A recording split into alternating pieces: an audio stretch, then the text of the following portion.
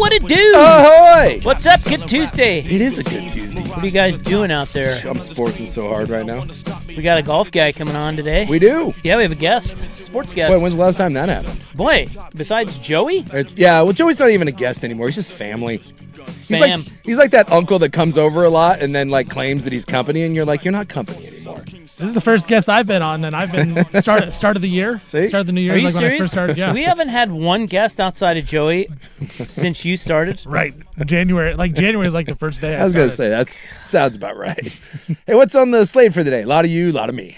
Yeah. Here we go. Yeah. Just the way we like it. Just over here treading water, talking sports. Talking the Portland Rose. Are you kidding me?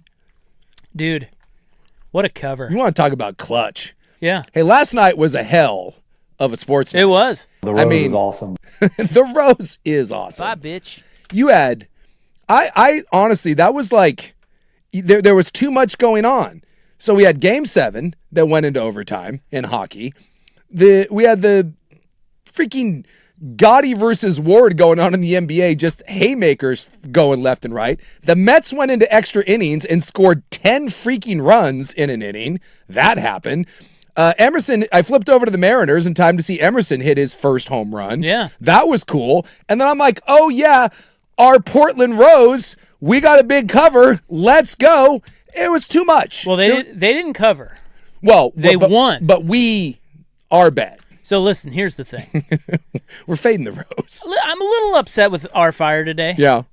We are fading the Rose, and we got the cover because they were actually favored by 4. Yes. And they only won by 1, thanks to some little filly on the Sun. Thank you, babe. Thank you.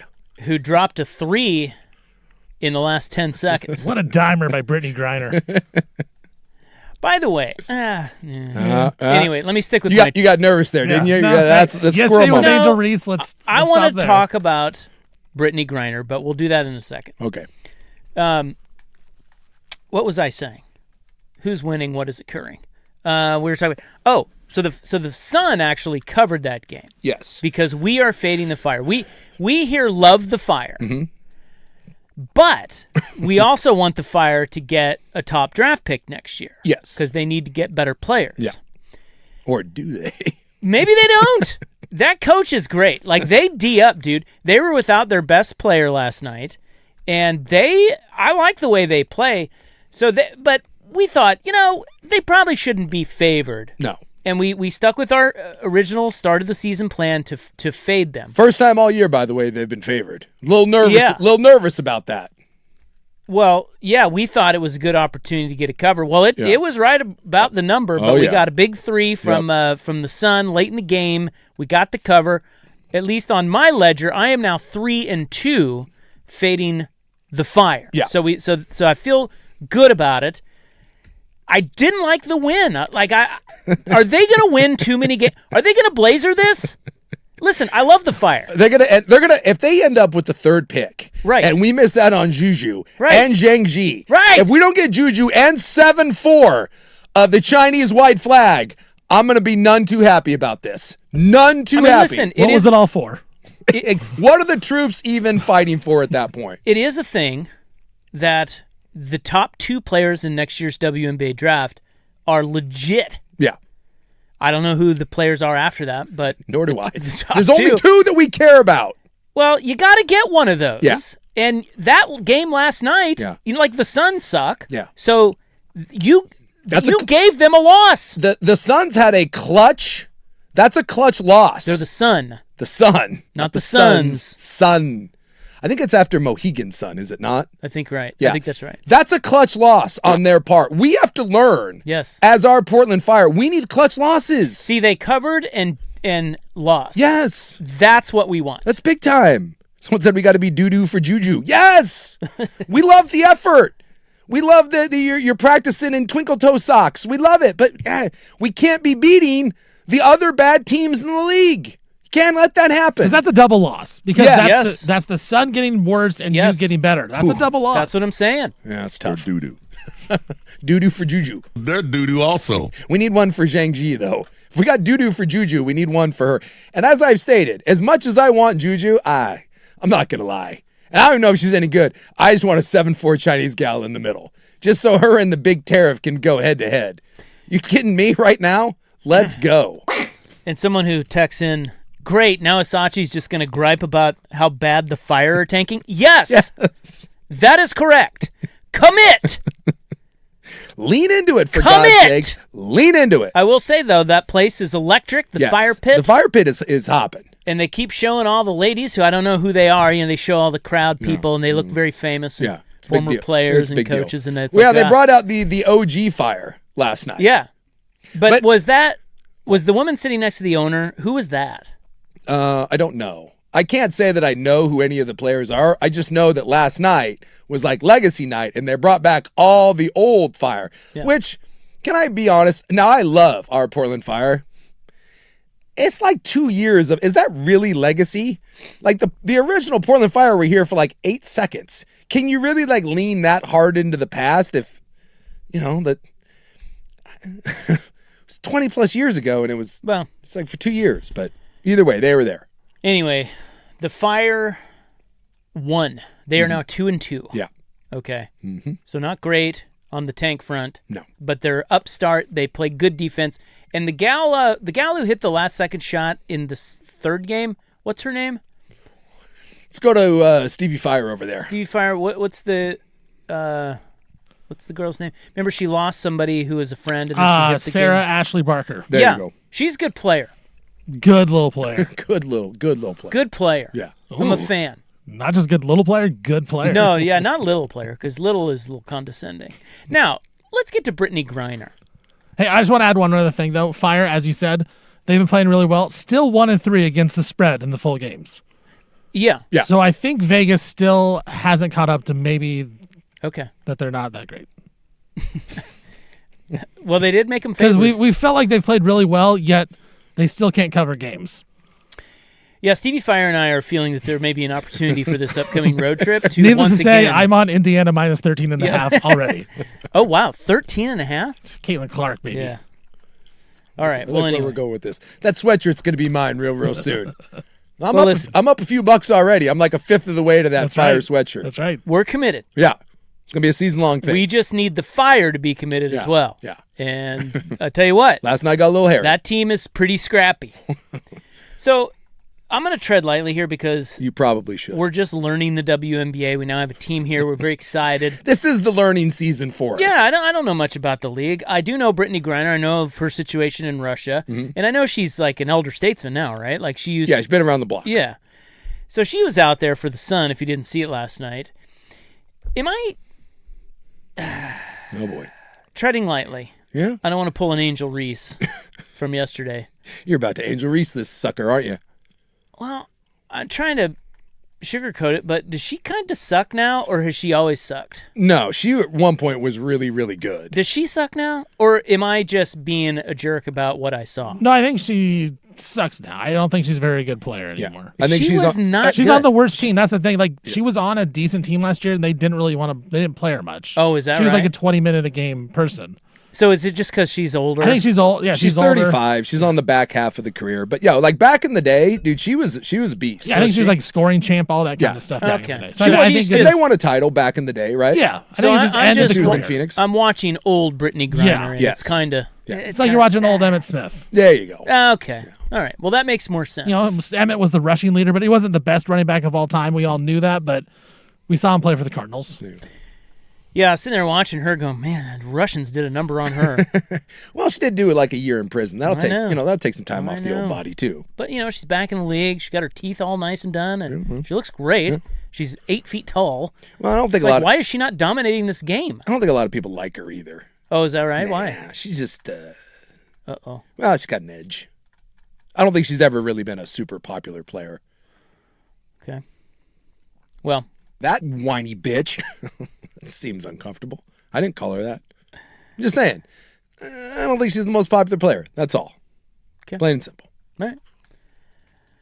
Well, as somebody said, the Brad Boxberger opening prattle, the WNBA is getting a lot of attention. Well, with our Fire. I mean, in this seg. Let's go. That's what's up. Last night was great, though. Last night was a great night. And the Fire Sun timed perfectly after everything else was over. You could flip over to that. There's like a minute left. Yeah, it was like perfect timing. Everything kind of lined up. because I was kind of getting panicky, and as much as I love, this Western Conference Finals to me is scratching me right where I need it. Like this is, I thought it sucked. this is everything I could want, but at the same time, I got Game 7 in overtime in hockey. I'm taking hockey over basketball, so I was a little nervous that thing was gonna keep going on, and it didn't. It, like, everything kind of ended perfectly because my three was I had hockey, Mets, and basketball, and it all lined up perfectly where none really kind of cut too heavily into the other one. Although I was kind of sad to see your Sabres go down on a really, really soft goal. Like, that's to lose like that in an overtime. Like, that's you shouldn't lose. You shouldn't lose on a goal like that. That's because it's always so intense in the NHL, yes. And so it's like you expect something awesome to happen, and then it's like, that was a little bit of a letdown. Well, isn't that a little fitting for their goal? Yeah, their goal. Their Achilles heel was their goaltending was kind of, and we talked about that. It wasn't kind of. It was terrible. It wasn't great, and they kind of went back and forth between two guys, and that was rough. And the announcer said it perfectly. He said, "There's no such thing as a bad shot in overtime." When you get guys that are getting tired like that, you throw the puck at the net and see what happens. But like, that's a shot that literally like 49 out of 50 times the goalie turns that away with no problem. That will haunt that young man for a long time that he let that thing go in. And the guy who scored it for Montreal is the same guy that scored the game winner in Game 7 last series. That guy will never buy another drink in Montreal again. I don't like the Habs. No? Simply because they beat the Sabres, or is it the French thing? No, I just don't like them. Well, they're now playing our Dundons. I was watching them. They're playing our Fighting Dundons, That's right. I'm all in on Dundon. Although there's a lot of people here in Portland now hate. We even got one of these on the text line. I think there's a lot of Canadian fans here in Portland now. Yeah, we got a random Tom Dundon sucks. A lot of people not happy. Well, the Blazers have cut ties with like 70 people today. I've heard 50 and I've heard 70. So take your pick. Should we go 60? I like it. Just kind of split the difference. And that stinks. I mean, but at the same time, well, it does, but he's trimming fat. Well, you knew it was coming. Yes. Like, again, I think when Minnesota had their new ownership, they cut out over 100 people. Yeah. So this was expected. Yeah. Well, I mean, and it sucks. There's someone who's close to my family that works over there, and they're sweating bullets. And as far as I know right now, they're okay. But we had that conversation, like, when our company merged, when we went from Entercom to Odyssey and we absorbed another huge radio company and we became I think we still are like the biggest radio group in the country. Dude, it was a nervous time because if you had a regional manager and that other company had a regional manager, you're not having two regional managers. I mean, we've been through this plenty of times where we've had bloodletting over the years, and it sucks. Nike goes through this a bunch, but anytime there's an acquisition, this is going to happen. And like you mentioned, it happened with the Timberwolves. It happened with the Carolina Hurricanes. And on that podcast with Rich Paul, when he said that the Blazers were operating at $100 million more than the Hurricanes were, with not including salary, you knew that was him looking at something being like, yeah, this is there's going to be some changes. I just don't want to waste money. And I feel terrible, but I also think the whole narrative behind the anti-Tom Dundon stuff, you now see where this is coming from. It was people inside the building that were nervous about their jobs, and rightfully so, who were talking, and now it's come to fruition. It's a rough day. It's a rough day. There's no easy way to do that. No, you never want anybody to lose their job. No. Sometimes you need to step up your game, and other times you can't do anything. Other times it's not your fault. No. And some of this is probably A, and some of this is probably B, or maybe it's all B. I don't know. Yeah. It sucks. You never want anybody to lose their job. Yeah. That being said, the Blazers needed to trim fat a long time ago. They got way too fat and happy over there, and so this has been a long time coming. Look, it's not a great organization. They haven't won anything. They have an absentee landlord. They've been spoiled. They have no competition that's driving them, no accountability. Welcome to the real world. Yeah. The great Dundoning has begun. Yeah. And this is part of, unfortunately, what it takes to develop a new sort of culture of accountability and identity. Yeah. You know, I mean, it's just part of the deal. Yeah. And so, I wish it wasn't. I wish there was some guy who, the Steve Ballmers of the world that came in and handed out blank checks and all that, but that's not the reality of the situation. And I would say that 9 times out of 10, actually probably 10 times out of 10, that a new team gets bought or a company gets bought by somebody, this is usually what happens. Someone comes in and takes a look underneath the hood and changes are made. Yeah. So just a rough day. No one wants to, and I get why people are angry, but at the end of the day, why would anyone be angry other than somebody who lost their job? Exactly. But you hear from people that, that are like, well, this, this is the anger and this turns everyone off. But at the end of the day, in the world of sports, fans and in general, people, the support staff and writers and things like that, people come and go. I was here when they fired Bill Schonely. Like that, and that was a big deal for about a month. And then guess what? People still watch the Blazers. We were here when Mike and Mike were let go. And that was a big deal for about a month. And it stinks. People still tune in. Like, this is just the reality of sports, is there is that constant involvement and fans get pissed and fans get upset that one of their faves gets let go or you move on from something or you hear about layoffs. But, of the whatever 50 people, you've probably heard of 3 of the people that actually got laid off. I mean, this is just kind of one of those things. The best thing that can happen to somebody is losing their job. I know people don't ever view it that way, but it's just a job. And a lot of times when you become uncomfortable and you're forced into this position, you become better for it. I mean, there are so many people that have left our, like you talked about, our profession or moved on from our building. Yeah. And you keep in touch with them. And I mean, it's like to a man, they're all better off eventually. Look, it's hard. Yeah. It can be hard and it can be scary. But at the same time, I don't think it should be feared quite the way it is feared by most people. People are just clutching pearls about it. And it's like, look, you'll be fine. If you're going to have to reinvent, you're going to have to do something different. You're going to have to look inward. You're going to be uncomfortable. Sometimes that out of that necessity creates great opportunity. So I don't know. That's the way I've always viewed it.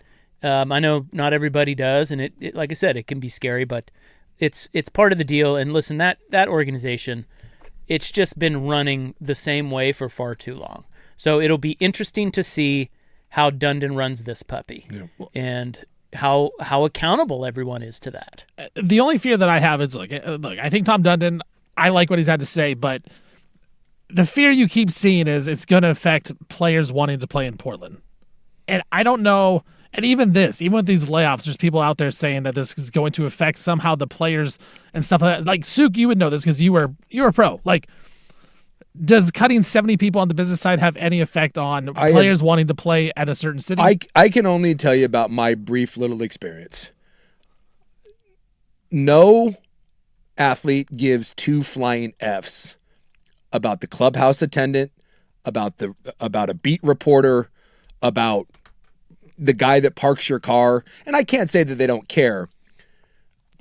Like it makes no difference to them. They'll be like, oh man, that sucks. That's crappy that happened. But the idea that someone signs someplace or doesn't sign someplace because of who gets fired or who is retained on staff, in what world? Like, I mean, most of the time it's about money. And the other thing is about winning. Is it a winning organization? Is it a place that they want to live? And do you pay them more money? When the whole Max Crosby situation went down with Baltimore, right? There was that situation. People were like, no one will ever deal with Baltimore. And there was an old GM who does, like Bill Polian. He was on there and he was laughing. He goes, do you know how many times people said, I'll never deal with you again, Bill? And he would laugh and be like, yeah, I'll see you next time that you have a player that I want and that you want him to get paid. So, again, find me an organization that wins or loses because players want to play there because of their support staff. Well, it's just that's just not a thing. Isn't the whole adage that nobody wants to come play in Portland anyway? Yes. Isn't that the whole? That's the whole thing. So I don't understand this argument. And by the way, I have we got to go now because we have a guest coming up next, which I'll tell you about in a second. But in the well, I guess it would be, so Frank Gay is next. Bryce Fisher gets the Frank Gay. Yes. Bro, He gets the Frank Gay service. He's the first one He gets outside the of us services. to get the full services. service? That is full service. Yeah. Full Frank Gay services for Bryce Fisher. He's a golf guy extraordinaire who played in the PGA Championship. He is coming up next. So I guess in Multnomah Mac tonight, I just saw this the other day. NBA players voted on the number one team that they don't want to be traded to. Did you see this? I did. Okay. Do you think? Well, so you saw it. I saw it. I'll tease and say, listen to our segment, the segment after next, and I'll tell you where the Blazers ranked and who the number one team is. Because this idea that no one wants to play in Portland may or may not be true. Yeah. So just tune in, bitch. Wow. Well, let's go because, man, we got services to services. Yeah, just to all right. Don't all right me. Don't rush me. Okay. Don't rush me. Is that What? Pebbles? You remember that? No, I don't know. Was that Pebbles? I'm familiar with Pebbles, but I'm not certain that's Paula Abdul, perhaps? Ooh. Don't rush me. I was thinking more like Cold Hearted Snake. I love Paula Abdul. Are we gonna do Paula Abdul now? Straight So up? I'll stick around and we'll do some Paula Abdul. So the head golf professional at Arrowhead Golf Club in Malala, chance of a lifetime to play in the PGA Championship. His name is Bryce Fisher, and he joins us next for Frank Gay Services.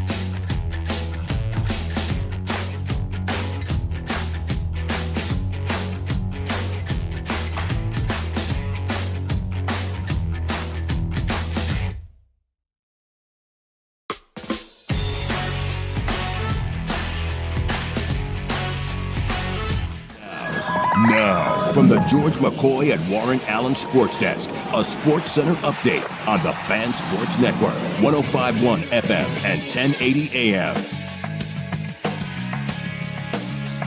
This update brought to you by Mountaintop Metal Roofing. No maintenance, energy efficient, fire resistant, and a lifetime warranty. Do it once, do it right. Visit mountaintopmetalroofing.com. First on the Fan, Kansas City Chiefs receiver Rashee Rice. He's been sentenced to serve 30 days in jail after testing positive for marijuana in violation of the terms of his probation. The NFL, they approved the ability to play up to 10 international games starting in 2027. Commissioner Roger Goodell has said in the past 16 international games is the ultimate goal. Yankees pitcher Garrett Cole, he will pitch for the first time since Game 5 of the 2024 World Series when he gets to start for the Yankees on Friday. Game 1, Eastern Conference Finals, Cavs taking on the Knicks in New York. And according to multiple reports, Trailblazers, they have laid off nearly 70 people today on the business side for the Trailblazers. I'm Stephen Vaughn from the Georgia Coy at Warren Allen Sports Desk. Don't call your mom. Call Georgia Coy at warrenallen.com.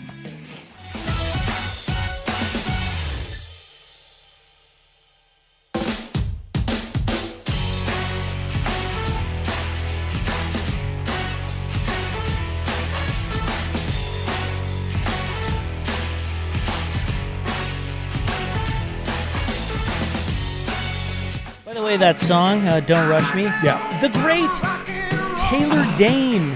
Hey, you were way off. Not, well, as close as... Pebbles? Yeah, Pebbles, Taylor Dane, Paula Abdul. They're all in the same kind of genre. I remember Taylor Dane. I remember the big hair. Yeah. Well, the PGA Championship has come and gone at Aronimink back east, and one of our local guys qualified for it and got to play in it. Pretty cool story. And we have him with us now here for the Frank Gay segment. Please welcome to the show Bryce Fisher, who is the CEO at Arrowhead Golf Club and head pro out there in Molalla. Bryce, what's up? What's up, fellas? How are you guys? God, we're great.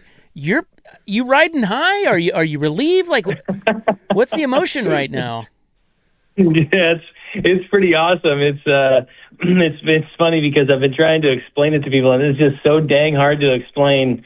Just the emotion, the feeling, and the experience is just very hard to put into words. Very special moment for me and my family. Yeah. Well, I read. I mean, I don't think people necessarily have an idea of what like golf pros like you, like how busy you are. I saw you play less than 20 rounds per year.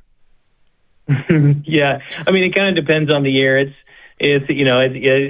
around 20, maybe sometimes 30. But yeah, don't get to play that much. So was this always a goal? Was this always something in the back of the mind, or was this like let's see what happens? Walk me through the process of how you even think that this is a possibility. Yeah, I mean, before when I was younger, and me and my buddies were all playing golf and trying to be Tiger Woods. It was always a dream. It was always the dream was always playing a major championship. It was always the top dream as far as your dreams kind of went. And I got into the business world, got married, and started the whole family and all that kind of thing. And started playing professional golf again in 2015 when we bought Arrowhead. And it was like it started to become a reality when I started playing a little bit better. And then of course. Got the opportunity to qualify, and it worked out pretty good for me. So, yeah. Yeah, it's so interesting, golf. Kind of stupid, really, but I love golf. I play all the time. But a guy like you're 46 now, but you're as good a golfer as most people will ever see in their lifetime. So I'm always fascinated with the question of what separates guys like you who had a great weekend and you got to play in the PGA Championship. And these bros that we watch at the highest level each week, what is it? Yeah, it's a good question. This is one of the questions I've got a couple of times. One of the things that comes to mind is I've been saying is my good is as good as their good, but my bad is worse than their bad. And that's basically because of practice and resources, right? Not necessarily money resources, but just having the team. I'll give you the best example I can think of is in my situation this week, I just hit my driver really bad. And it's in major championships, it's the absolutely most valuable club in your bag by far. Because it doesn't matter if you put the pin in the middle of the green, in the bunker, on the edge, wherever. If you are in the rough, you're not even getting to the green in most cases. So it's the most valuable club in the bag from that standpoint, and I just hit it terribly. So I'm going, and I get done with my first round, and I think I hit 4 fairways, and I think I shot 9 over. I think I shot 79. And then, worked on it for about an hour and kind of get a feel. But in my head, I'm like, oh, man, I don't want to get too tired. I don't want to overthink this. I just got done playing great golf with my driver 3-4 weeks before, and then Rory has the same first round experience. Mm-hmm. I think he hit like 5 or 6 fairways, maybe 7. I can't remember exactly, and he shot 4 over. He shot 74. And so he's on the range and he's grinding it out. And he's there for like 5 hours, and he's got 2 coaches, and he's got video, and he's got all this stuff, and they end up figuring it out, and on goes his week, and he gets it all figured out. So I think it's mostly, I don't know if that makes much sense. Yeah, but that's kind of how I view it. Yeah, I mean, it's just the hard thing about golf. It's like guys like you are good enough. You just have to, like, that's a lot of money you have to dump into it. And you got to keep going and keep going. And then it seems like you have to play well at the exact right time, which those guys don't. Like that, it's just so hard. Where was your video coach? Come on. Yeah. Yeah, I think it's so true. It's really, you nailed it right on the head. There's a lot of guys that weren't there. There's a lot of guys sitting at their couch watching that can play out there, especially if they're playing well. But it's about playing golf well at the right time. And it happened for me, when I was qualifying and getting into the tournament, but unfortunately my driver went sour, the day of the event. So it's just a bummer, but that's golf. Yeah. That's the other thing I think you got to realize when you're doing this is like, it's just a game. You don't get to control it. It's not like Scotty just says, okay, today I'm going to win. And he just goes and wins, or, it doesn't matter who you are. Sometimes the club just doesn't work. And you got to deal with that. So, did you have like a what the hell moment? Like, walk me through. Like, do you have to you get there on your own? You show up to the course. I mean, you mentioned like you're sitting there trying to figure something out, and so is Rory. Did you have a moment in the clubhouse on the range that I call it the tin cup moment, where you're like, dude, that's Lee Jansen. Like, walk me through that. Yeah. I mean, I think there's a couple different moments, that way that happened. I love that analogy, but it's like, my brother on the bag, we're constantly trying to solve the problem. It's literally what all of us out there are doing. You got issues. Everybody's got something they're working out. And our issue was obviously the driver. And so we tried a couple different things. I have a tendency to, for my stance to open up, and I have a tendency to do certain things. But there was definitely a moment where we physically spoke about, okay, we're not hitting the driver again. And we're like 15 or 16 holes in, and we're like, okay, no more driver. The rest of the trip, it's going in the trunk, and because it's that obvious. Like you just have to be in the fairway to get the ball on the green. And so we did. There was that moment where it's like, all right, let's just throw it in the garbage. Let's just put it in the trunk and go away from woods. But it's honestly, you can't really do that. So that we ended up keeping it going. But that was our moment. That's for sure. So this is the head pro CEO owner, I believe, at Arrowhead Golf Club out in Malala. Bryce Fisher just competed in the PGA Championship. What was the feeling like when you stepped onto the first tee for the opening round? Well, it's so funny. My brother and we had a strategy before going in. We were going to try to experience as much pressure as we could before the tournament started. So day one, I'm up on the putting green, and we're going to, actually this was day 2, and we're going to go out for a practice round. And so my brother, I'm like, hey, just watch the first tee. And when somebody that's a highly ranked player gets on the first tee, just holler and let's go down there. So sure enough, Robert, hollers at me, hey, let's go, and walk down, and it's Matt Fitzpatrick. And so I just said, hey, Matt, can I join you? And it was him and Matt Wallace, who I think is 69th in the world. And obviously, I mean, gosh, Matt Fitzpatrick, he's arguably playing the best out of anybody in the world right now. And that I got so nervous teeing off. It was a really good experience for me, because when it came to day one, it just wasn't as bad. And so it lightened the load a little bit, but I was definitely feeling the nerves. It was very exciting.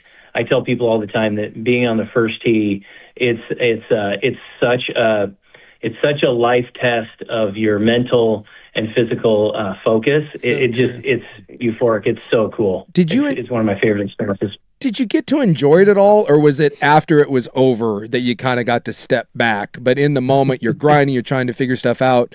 So when did the enjoyment come, or did it happen during the round? Yeah, it came in phases, guys. Honestly, it was like when you're there's a few moments. My brother and I, if you knew me personally, I like to keep it really normal. I don't like to, just think and constantly focus on golf, which is one of the things my brother was able to do. We got to talk a lot. But there are moments like, you have these moments all the time when you're walking and certain things happen. You get to see your kids. There's some I love yous. There's some high fives. There's some fun things that happen along the way that I really got to enjoy with them that was special. One specifically that I can think about is coming down the 18th on Friday, knowing I wasn't going to walk it again. I had a nice moment with my brother, you're under the Goodyear blimp going, it doesn't matter. You're golfing under the Goodyear blimp type of thing, and it's a pretty fun moment. But those things definitely happened. But afterwards, when I got done and my family, was there afterwards and there was lots of tears, and it was just really exciting, to get to experience with my kids. Was it, in a way, harder to qualify out at Bandon than it was to just, go out there see and what happens? Just let her fly. Yeah, I think there's probably, maybe. I think that might be true. I think this is going to sound crazy, and I'll probably get some flack for this, but I think Bandon was a harder test for me, even though I had a much lower score than Aronimink was. It felt like it played harder to me. So I think that part was a very unique experience, but also like getting there is such a dream that I think that played into it. Like I'm here instead of like, trying to win the tournament. I was trying to win the tournament, but there's so much of it like I'm here that affects that I think you're 100% right. That definitely played a role in it. Now, more importantly, did you get to steal anything? Did you grab some balls, a pin flag? Was there a swag bag? You pulled the Denzel Washington. I'm leaving here with something. What'd you get? It's so good, so funny. Obviously being with Titleist and Nike, already they spoiled the heck out of me, you guys. It's unbelievable. But there's so much gear and that type of stuff being thrown around. I actually I don't use a Titleist putter. They're trying to make me one now to try to get me out of it. I haven't found one. It's controversial. But it's an Odyssey. Yeah, there's a little controversy there, 100%. And it's kind of funny because I've been trying to find. I've had the putter forever, and haven't been able to find one like it. And all of a sudden, one day in my locker, there was an Odyssey head cover that somebody from Callaway snuck in there, wanting me to use. But it's like they spoil the heck out of you. It's so special. Anything you need, they're there. There was some adjustments with my driver. There was some adjustments with the wedge. They made me a wedge and just made it. And give me 5-6 minutes. I'll have it back out. And sure enough, I'm out testing a new wedge with my wife's name stamped on it. And just really special. They spoil the heck out of you. It's hard to really believe. What was the best shot you hit? Oh gosh, I think the one I believe it made the CBS coverage, but I'm not 100% sure. But the 17th hole is one of the scariest tee shots I've ever seen. It was playing about I think the flat number was 242, and it was blowing about 25 kind of into us and off the left. That's a par 3, by the way, for those listening. Par 3, 240. I don't have that one in my bag. Yeah, it was. Yeah, so the play number we came with was 255 carry. So we're trying to land the ball at 255, about 2 pin lengths to the right of the flag, because there's a we call it an elephant in that back right corner. And I hit I kind of chipped a 5-wood, tried to keep it on top under the wind, and turned it in there really nice to about, 12, 15 feet, and was able to make it for a 2. Yeah. Nice. So it was pretty fun. Yeah, but there's the way the stadium is kind of set up around it, and there's water everywhere, and just one of those moments where you got to hit the shot. Yeah, on TV it looked. It played a lot harder. Going in, a lot of people were talking about how these guys might tear it up, but. Yeah. It played more like a U.S. Open. Yeah, look at those pin placements were not fun. Yeah. It's funny when there was a bunch of us talking about it in the locker room this one time after Rory came out and was talking about the bomb and gouge type of thing, because there weren't trees and all this stuff. And I was like, he's crazy. That I don't care how far you hit it. If you are in the rough, you are not advancing it. There were lots of times where it was like, okay, let me grab my gap wedge and swing it as hard as I can, and it went 30 yards. It just is so valuable to hit the fairway. And then sure enough, your winner is, he's not a short hitter by any means, but he's not I hit it a lot farther than he does, and he got it in the fairway and got the job done. So it was much more about precision and strategy than it was about how far you hit it. And you played with Hoagie and Neiman, is that right? Yeah. Joaquin Holm, Neiman and Tom Hoagie, great dudes. Had a lot of fun. I mean, Neiman is a riot. We had a blast together. Oh, really? I was going to ask. Such a good kid, yeah. Yeah, his waist is about 26. Yeah. Around, he's just tiny, but he absolutely smashes it. And he did the opposite of me. He hit the ball really well, and just didn't putt very well. But again, out there, the driver's so much more valuable. He was able to finish. I think it might have been his best finish in a major thus far. But and then another great week for Tom Hoagie. He played really well. I was really proud of him. He did a good job and kept his composure well, and was able to get a high finish out of it as well. Well, cool experience for you, and cool to hear you talk about it. Congratulations. That's amazing. Yeah. Maybe. Thanks, guys. What's next? Are you going to try again next year? Yeah, I'm going to try again. I get an exemption into the final qualifier to get in again next year, and then I am exempt into the final qualifying for the U.S. Open and the British Open. Ooh. So I'm actually trying to make that decision if I'm going to try to go play in those, this week. So we'll see how that goes. But right now, it's just so exciting. Yeah, good stuff. Well, thanks. Lean into it. Tell your brother to be a better caddy. Yeah. Blame it on him. Get that driver. I love it. I'll tell him you said that. I'll tell him you said that. That's awesome. Thank you, Bryce. Yeah, thanks, guys. All right, we'll talk to you. What a cool story. Bryce Fisher. He is the head PGA professional owner and CEO at Arrowhead Golf Club down in Malala. After like your fourth bogey, you got to turn to your brother and be like, what are you doing? Get this right. Figure it out, man. He's so right, though. Screwing this up. Well, I'll tell you, we'll do a quick recap. Frank Gay services follow-up. Yeah. And then we'll get to my I have a stat. So the thing I teased was NBA players. I saw a thing yesterday. NBA players have voted on the number one team that they don't want to be traded to. Yes. And I will tell you where the Blazers fell on that list coming up too. But we got a little follow-up to Bryce coming up next here on The Fan.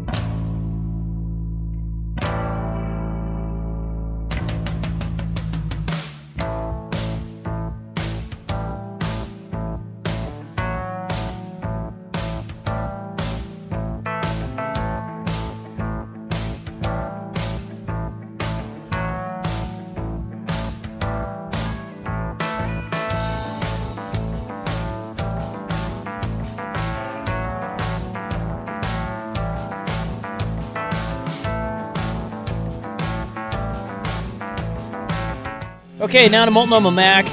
Thanks to Bryce Fisher. Seemed like a really good dude. Yeah, and just the perspective I thought was fun. Well, just when he said, look, so you get to the tournament, and this is golf. You get to the tournament and your driver doesn't work. Yeah. Okay. Well, he brought up a great point. Rory McIlroy said that his whole round was S the first day because his driver didn't work. Yeah. Well, I don't know if you saw Rory McIlroy drive the ball the rest of the tournament, but dude, he was on point. Yeah. But his Bryce's point is so good. It's like, I go to the range and I say, okay, I'm going to work on this for an hour. Rory goes to the range. He's got 3 people with him. He's got the cameras. He's got all the technology, everybody looking at it. And he's out there for 5 hours because he's a professional. Yep. This is the problem with guys like Bryce. It's really hard. They're really good golfers. Yeah. Like I think I told you this, but I have a buddy that I went to KU with who qualified for the PGA Tour for a very brief moment. He was the oldest guy to qualify when they did they had the thing out at Pumpkin, the Korn Ferry Tour. Yeah. He got his PGA Tour card there. He was the oldest guy to ever qualify there. He was like 40 by the time he died. So he'd grind and grind and grind on the Korn Ferry Tour. And what he told me was every tour has 20 or 30 guys that are just, or gals that are just better. Everybody else is in the same pot. And you just have to play well at the exact right time. And so it's so hard because he qualified for the tour. He grinding for years on the Korn Ferry Tour to get to the tour. He gets his card, plays well, gets his card, and he gets 3 or 4 events on the PGA Tour to see if he can stick. Well, in those 3 or 4 events, didn't do it. He just didn't play well at that time. Yeah. He's capable of playing well. It just didn't happen right then. And therefore, he's kicked back down, and he is like, dude, I'm done. I thought that was a really great line when Bryce said, my good is just as good as theirs, but my bad is so much worse. Well, I think he said my good is not as good as theirs, I thought my bad is worse than theirs. Oh, I thought he said they're good. I think he said that when he's on, he can play with those guys. I don't know. We'd have to go back and look. Go back and check. Run the tape. Run the tape. But yeah, he said when it doesn't go well, it's, and that's true. I mean, I had a little bit of that, like in the NFL. It's like, there were moments where you're like, oh, I can play, and then there's others where you're like, I can't. But you could play, but at the same time, it's a physical game to the point where it's like, okay, where this is so much you meet your maker. Yeah. You realize. Yeah. I don't think these guys ever meet their maker. What they do is either run out of money or run out of time. Yeah. Right? It's like because they don't crescendo at the exact right time. Sure. Golf is the hardest sport of any of them to make it because the window is so small. So what are you going to do if you're Bryce Fisher? You have a family. You're now 46 years old. Are you going to drain your bank account grinding and grinding and grinding and grinding to try to just hit that window at the perfect time? Yeah. He's smart enough to know that probably wasn't going to be in the cards, and he moved on to something else. It's like you said. He's got an opportunity. He gets kicked into the final qualifying round for the U.S. Open, for the British Open, and he has to make a decision. Do I want to go do this? And to everyone else, you're like, what do you mean? Of course you want to. But again, do it. 46, you've got a job, you got a business, you got a wife, you got kids. It's probably costly. Yeah, it's costly. And again, you got to pay your own way, to get there and all that. And it's, It was great because you talk about like his bad is way worse than others. A lot of times in these tournaments, this past one was different. Rye actually won the tournament. I feel like a lot of them, guys lose the tournament. 100%. Yeah. And so like he's I can compete with these guys until I lose, and then I'm way behind everybody. And he knows that. I also love the fact how, when you talk about his favorite shot, how technical it was and how good he must have felt when he's like, look, we had a plan, we executed, and it actually worked. Like, because that never happens in golf. I aim at the hole, it goes left or right every time. And so it's like, even that guy who's that good has the same exact feeling we all do of like, game plan, it worked, man, that felt good. I just love that you could tell there was genuine, even though he finished last, you could tell that's a memory of a lifetime. He had a great, there's just a great vibe. He was giddy. He was giddy talking that about was it. Really, really cool. And you could hear it. You know how many times he mentioned his brother? You could tell for those two guys, kept saying, my brother, to have that experience, they'll share that forever. That's so cool. All right. Now we're out of time. Yeah. It's too bad. So Multnomah Mac's over. We'll get to the Points Gobbler, the college football Points Gobbler. Dan Lanning has weighed in on the 2014 playoff. Yes. But as promised, when we come back to start the segment, we'll tell you which NBA teams the players least want to be traded to. Is it Portland? there's this whole thing about, nobody wants to play in Portland. It's the worst thing ever. Where is Portland on this list? We'll tell you next on The Fan.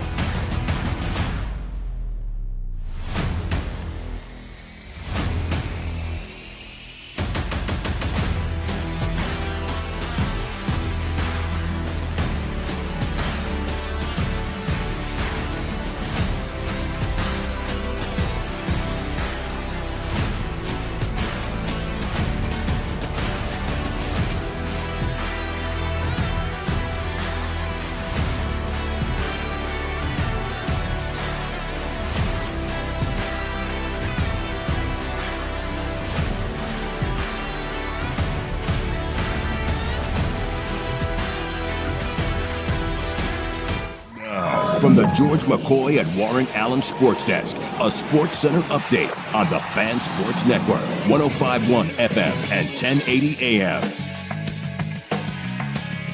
First on The Fan, Kansas City Chiefs wide receiver Rashee Rice. He has been sentenced to 30 days in jail after testing positive for marijuana in violation of the terms of his probation. The NFL also today approved the ability to play up to 10 international games starting in 2027. Commissioner Roger Goodell has said that 16 international games is the ultimate goal for the NFL. Yankees getting a boost to their pitching rotation. Garrett Cole is going to pitch for the first time since Game 5 of the 2024 World Series when he starts on Friday for the Yankees. Cole has been recovering from Tommy John surgery. Game 1, Eastern Conference Finals, Cavs are in New York taking on the Knicks. And according to multiple people, the Portland Trail Blazers have laid off nearly 70 people today on the business side of the organization. I'm Stephen Vaughn from the George McCoy at Worn Out Sports Desk. Don't call your mom. Call George McCoy at wornout.com.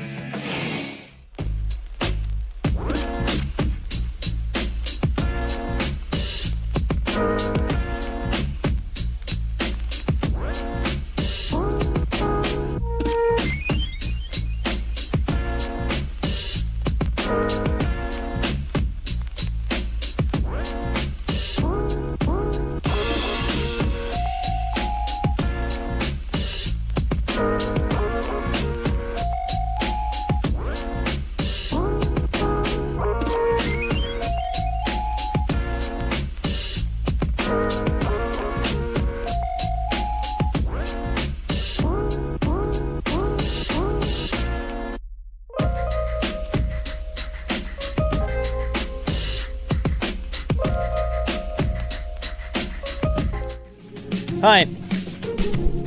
I'm a balloon. Quick, who said that? The great Mike Lynch. Sure did. Hi, I'm a balloon. Bye. So before we get to the college football points gobbler, this was Athletic, I think, had this. Yeah, I think so.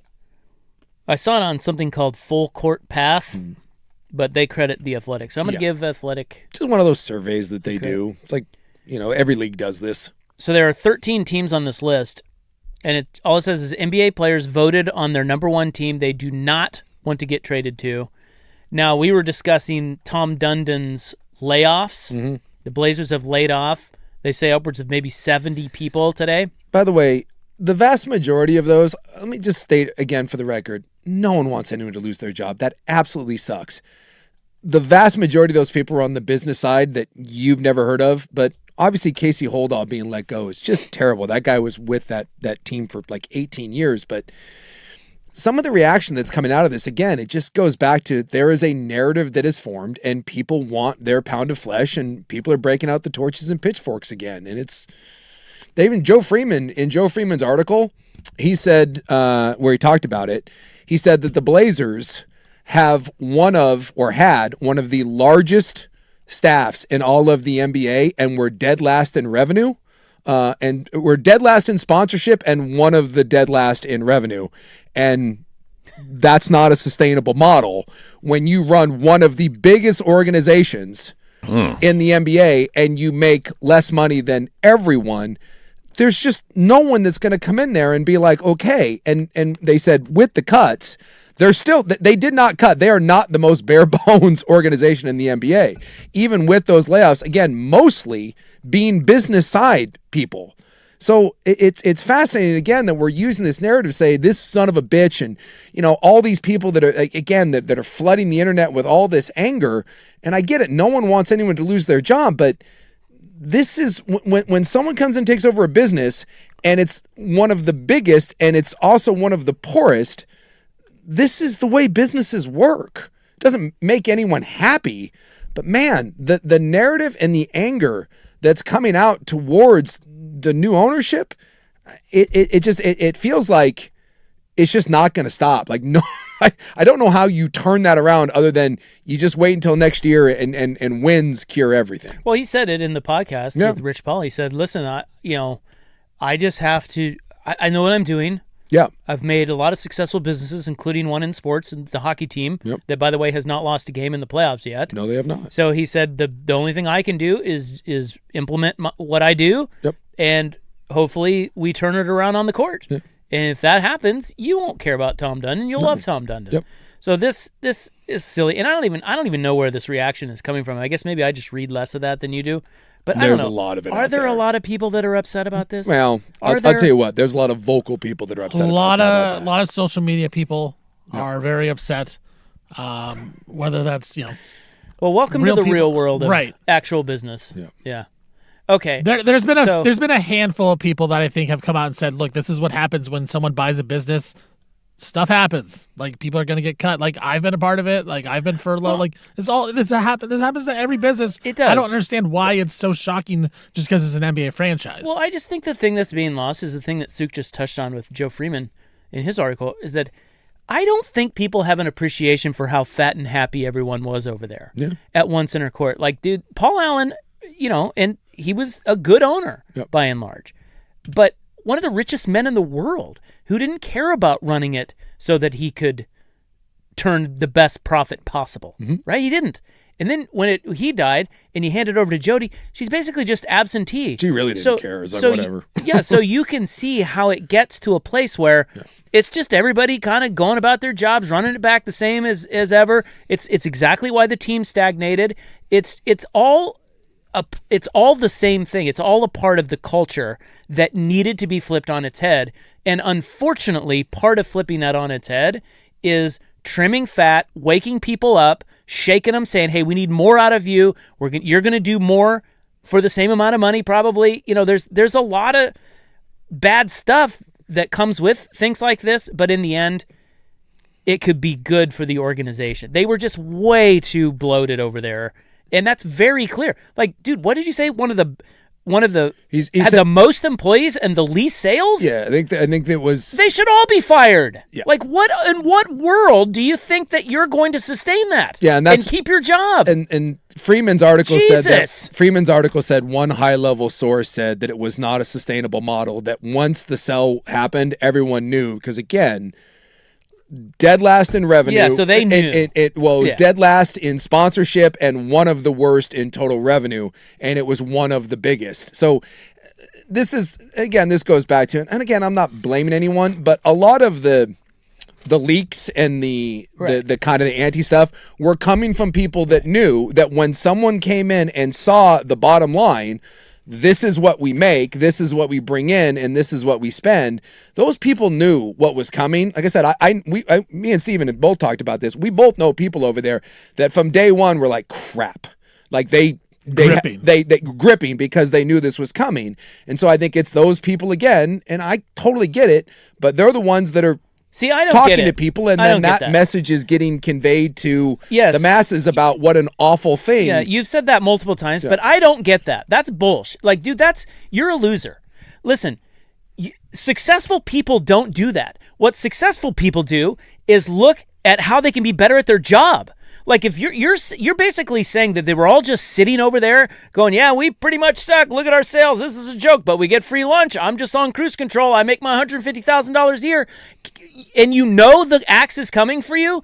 The worst thing you can do and show in your true colors is just start leaking stuff to the media about the new owner that's about to chop your ass because you're not very good at your job. So that's bullcrap, man.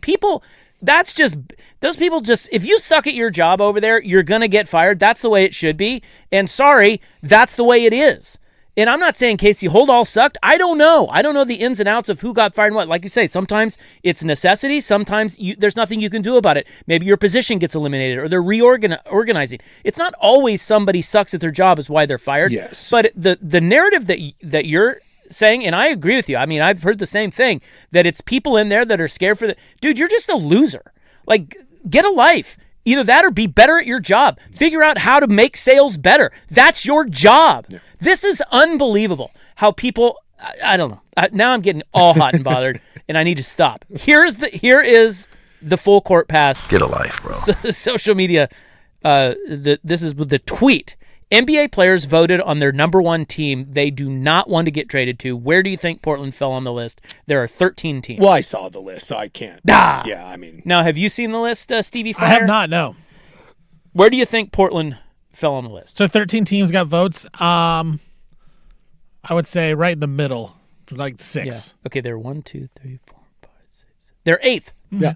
They are not. They're not the bottom. In the top 7 of teams teams that players least want to be traded to, which I think is probably encouraging, is it not? Because we always have this thought that, nobody wants to come play in Portland. Well, honestly, there are 7 teams, it sounds like, at least with this, that nobody wants to go play. The whole notion was more. The Blazers have to overpay to trade for somebody and then get them here, and then they'll love it when they get here. Yeah. That was the whole thing. It's Yes. But to that point, it seems like I don't think people care about that as much. Well, yeah, don't you think Portland too? And you know, all professional sports markets fit some guys and they don't fit other guys. Yes. You know, there are going to be some guys that are be more suited to Portland or more embracing of Portland, and there will be other guys that won't. When I was in the NFL, everyone wanted to be in Texas and Florida, one because of Texas.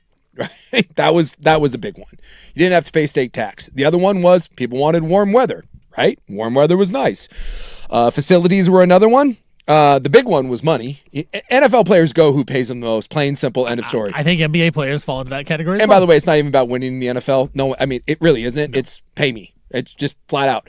That's why you see the number 2 receiver go to a really bad team to be the number 1 receiver, because they pay him a bunch of money, even if he's going to a no quarterback.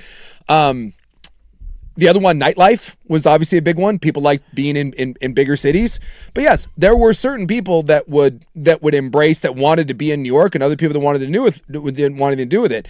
And then there were a handful of teams, mainly either because of organization or coaches, that you didn't want to go to. When I was there, Jacksonville was number 1, stay away, because of Tom Coughlin.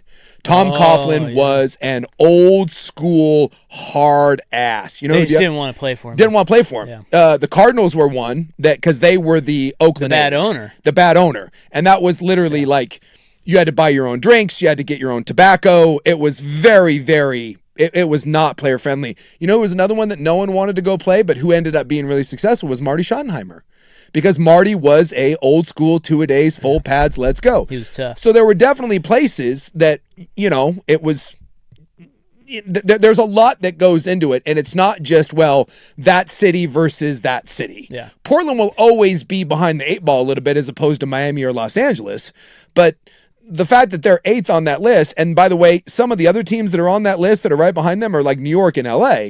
Like this. Well, New York and LA are behind them, but yeah, so I'll give you the right list behind them in a second. But Portland, you know, you're always going to have the weather issue. Yep. It's tucked way up here. A lot of the guys is very foreign to them. They've never been up here. They don't. It's small. It's smaller. Yeah.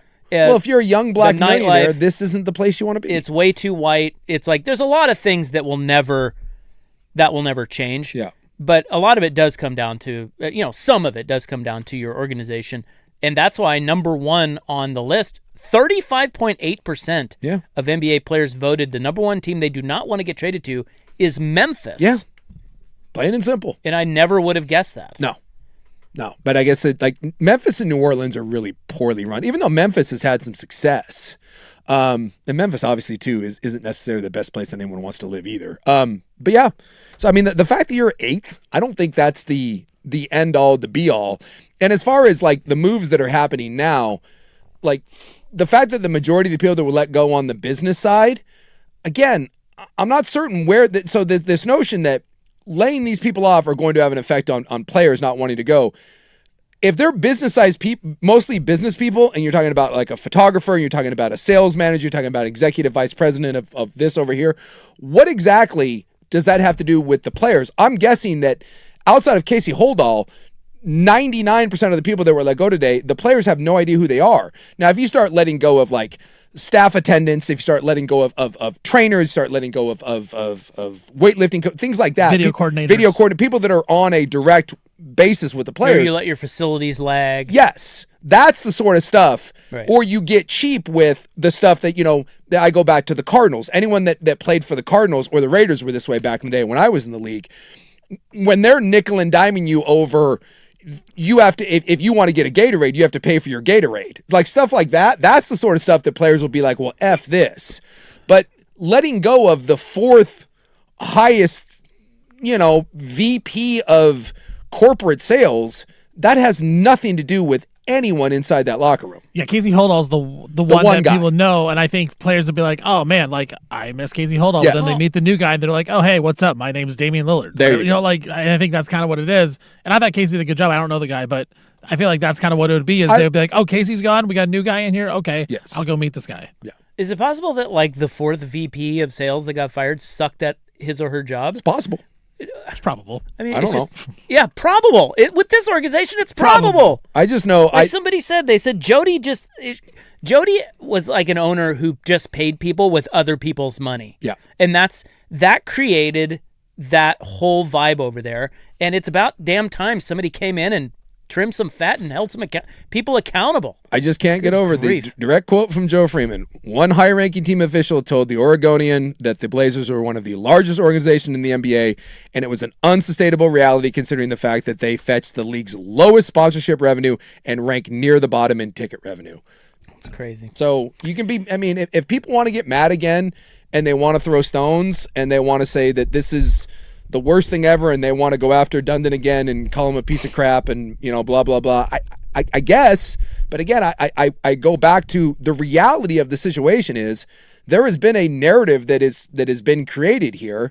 And I think it's been created for the wrong reasons. And I think people are buying into that, and it's created a hostile environment. And they even said, I thought Freeman's article was really good.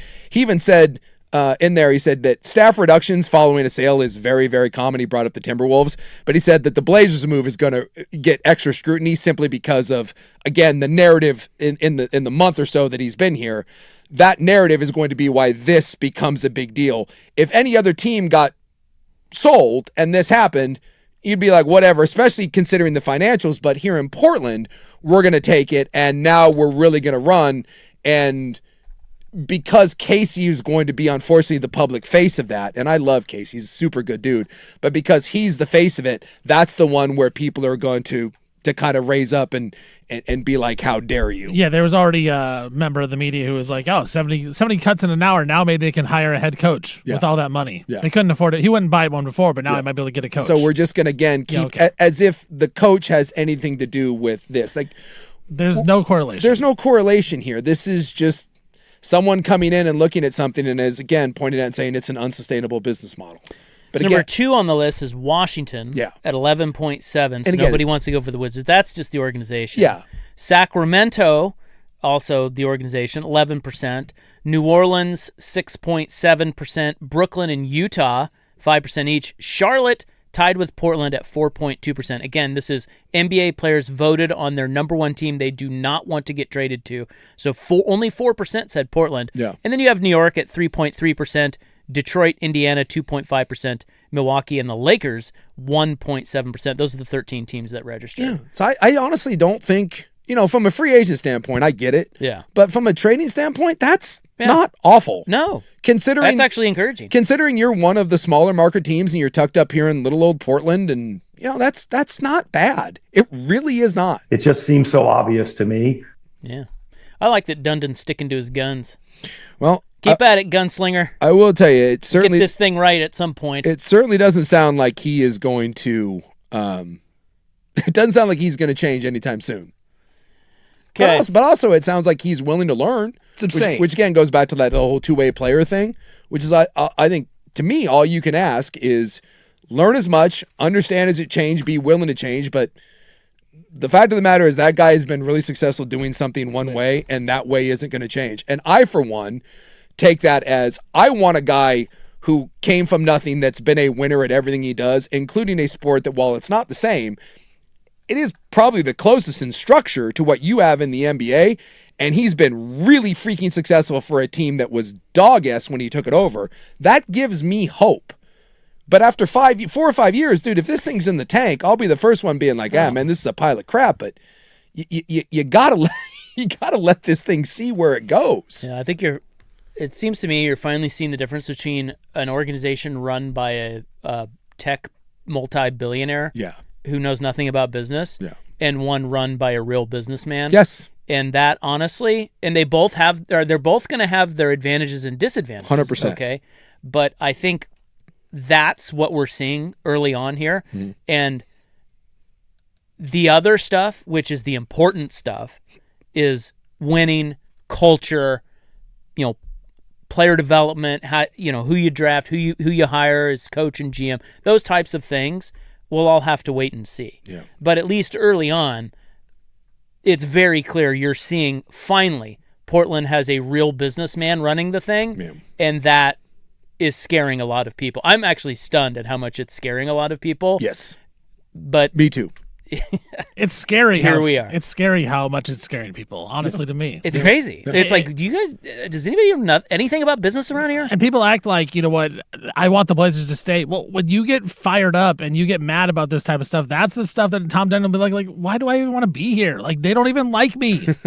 I'm doing regular business stuff and I'm getting just crucified for it. That's the thing I'm not worried about. You're a loser. The only thing that would give me any sort of pause is I certainly hope that we don't create such a toxic environment that it affects the whole city council. Yeah, it could bleed into the government. That's the only thing and I still don't believe that any of that is real. And I also think that a summer move to bring in another marquee player and a 55-win season next year puts this all. If the Blazers make a trade tomorrow and they get some roster movement, well, there we go. We'll be back on the Blazer bandwagon. By the way, I would like to state for the record, I am advocating for the firing of Joe Cronin as well, and a new coach.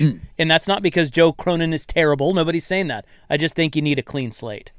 Yeah. And maybe even Hankins. I don't know. I don't know about the business side. It sounds like the business side was awful. So why the hell does he still have a job? Well, they're gonna get a new coach. It's not gonna be Tiago. It's not gonna be Tiago. No, it's not gonna be Tiago. Good. They're gonna get a new coach. I think they need a new coach, new GM, new head of business. But start this thing over. It certainly feels like, at least for the time being, that Cronin's gonna be fine. I haven't heard. Were kind of silly. Nothing about Cronin, but it certainly seems like Tiago's not gonna be. Yeah, it seems like Cronin will be back. We have failed the listeners. We have. Not the first time. It is not the first time. And it's not going to be the last. But we did no college football. Damn it. Well, we told you it was going to happen. A week. It's bound to happen. In the points gobbler, it took us a week. We were pretty good for a week. We overachieved, really, when we lasted a week. Yeah, but tomorrow there's going to be college football. I have so Dan Landing has weighed in on the 24-team playoff. Yeah, the 2020. And he likes it. Yeah. All coaches do. Well, yeah, but he should be one that doesn't like it. Yeah. But he actually likes it, him and Ryan Day. So we'll get to that tomorrow in the college football points gobbler every day at 4. Up next in the news, we have a Portland Mad Libs on the Fan.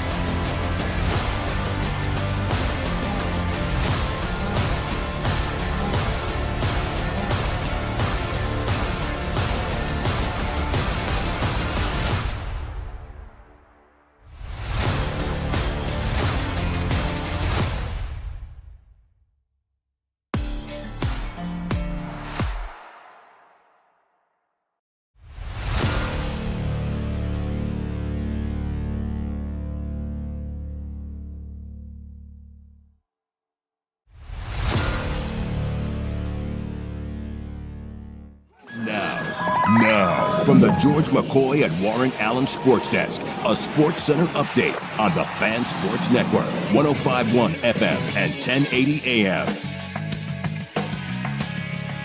First on the Fan, a little bit of breaking news here. Dallas Mavericks coach Jason Kidd has been let go by the organization. Kidd just signed a new contract a couple years ago, still had 4 years and over $40 million left on his contract, but Dallas will be looking for a new coach to team up with Cooper Flagg. Game 1 of the Eastern Conference Finals coming up in about 30 minutes. Cavs taking on the Knicks in New York.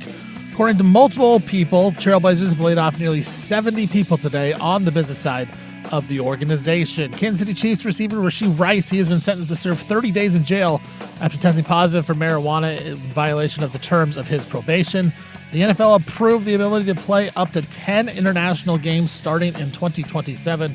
Commissioner Roger Goodell has said before that his goal is to get up to 16 international games. Yankees pitcher Garrett Cole is going to pitch for the first time since Game 5 of the 2024 World Series when he starts for the Yankees on Friday. Cole's been recovering from Tommy John surgery. I'm Stephen Vaughn from the George McCoy at Warren Allen Sports Desk. Don't call your mom. Call George McCoy at warrenallen.com. This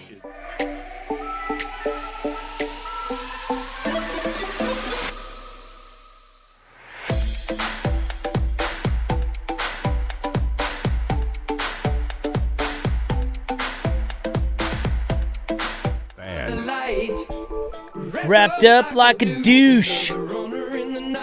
Deuce, you uncultured swine. I still say there's no way that's Deuce.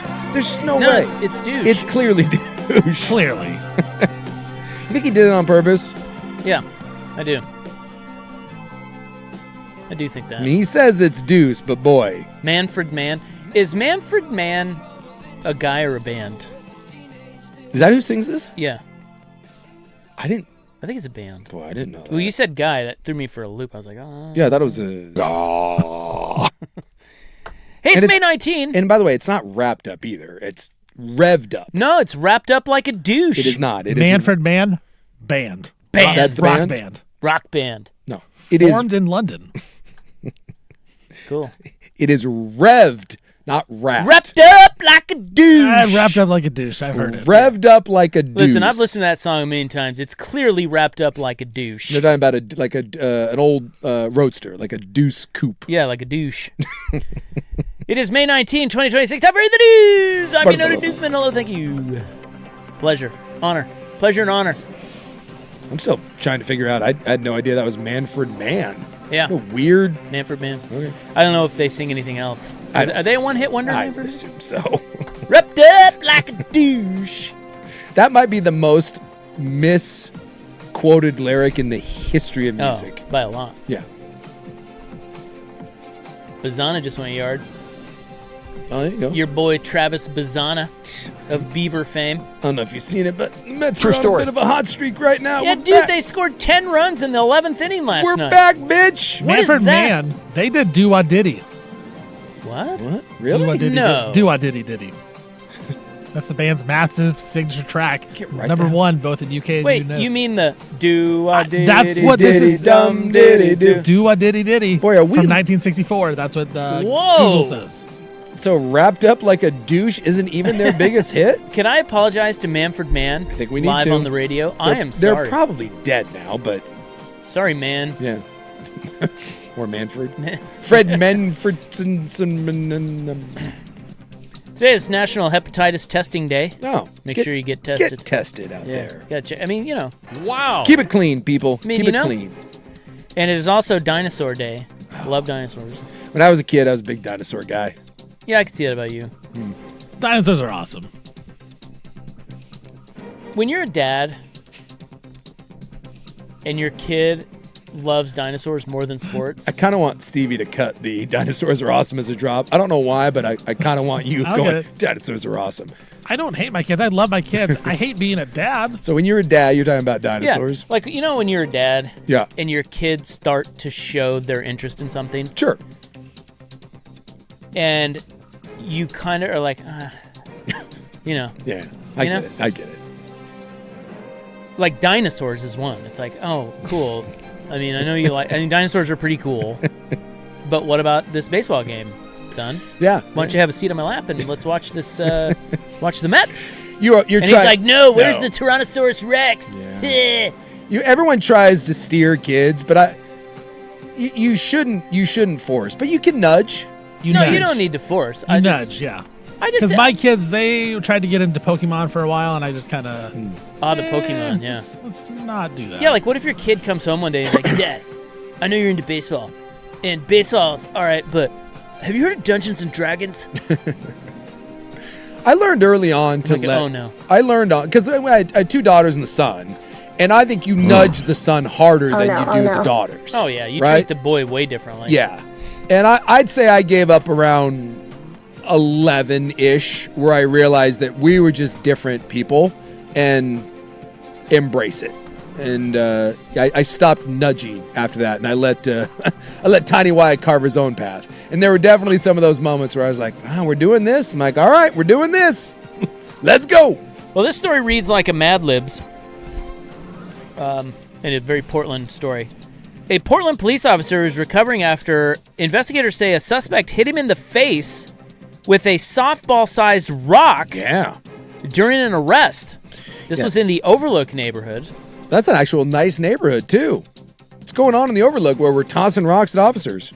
Police responded to a home in the Overlook neighborhood, North Overlook Terrace, on a report of a burglary in progress. The caller reported that a man she did not know had broken into her home while she and her children were inside, and that he threatened to kill them all. Police said the woman armed herself with a stick and chased the man, who grabbed a metal garbage can lid and fled. Of all the things that you... Right, so it's like a Mad Libs. It is. So the woman armed herself with a blank and chased the man who grabbed a blank. Where do you find you just got a stick laying around, or... Well, sticks are on the ground sometimes, you know? Really? Like a stick that you can chase, like... You know? Does your house have a... We have a lot of sticks, yeah, because we had a little bit of a storm the other night. Yeah. Or, I mean, you know... Doesn't have to be like a... I would think that has to be a substantial stick to chase someone off. And of all the things that the guy was going to run away with, he went with the metal garbage can lid? Yeah. You're right. That is 100% a Mad Lib story. Officers quickly tracked the suspect into Overlook Park and tried to stop him, but police said he did not comply with commands to stop, even after being told he was under arrest. He ran out of the park into an alleyway and back into the neighborhood. Officers called for additional resources and used tactical apprehension strategies while pursuing him to keep him in sight. I often like to use tactical apprehension procedures. I think that's... So now it's good. He's running around with a garbage like a shield. Like a shield. Like he's gonna go do some live action role play. He's gonna do some Lord of the Rings stuff with his shield. Like a superhero. He's fighting off a dragon. Officers could see that he had this object in his hand. Then police said the suspect ran up a ramp leading to the pedestrian bridge spanning Going Street. As officers approached, police said the suspect suddenly turned and squared his body toward the lead officer. When the officer moved in, the suspect struck the officer in the head. The officer did not realize at the time that the suspect had a rock in his hand. The officer was able to take the suspect to the ground as other officers ran up to assist, and they worked together to take him into custody.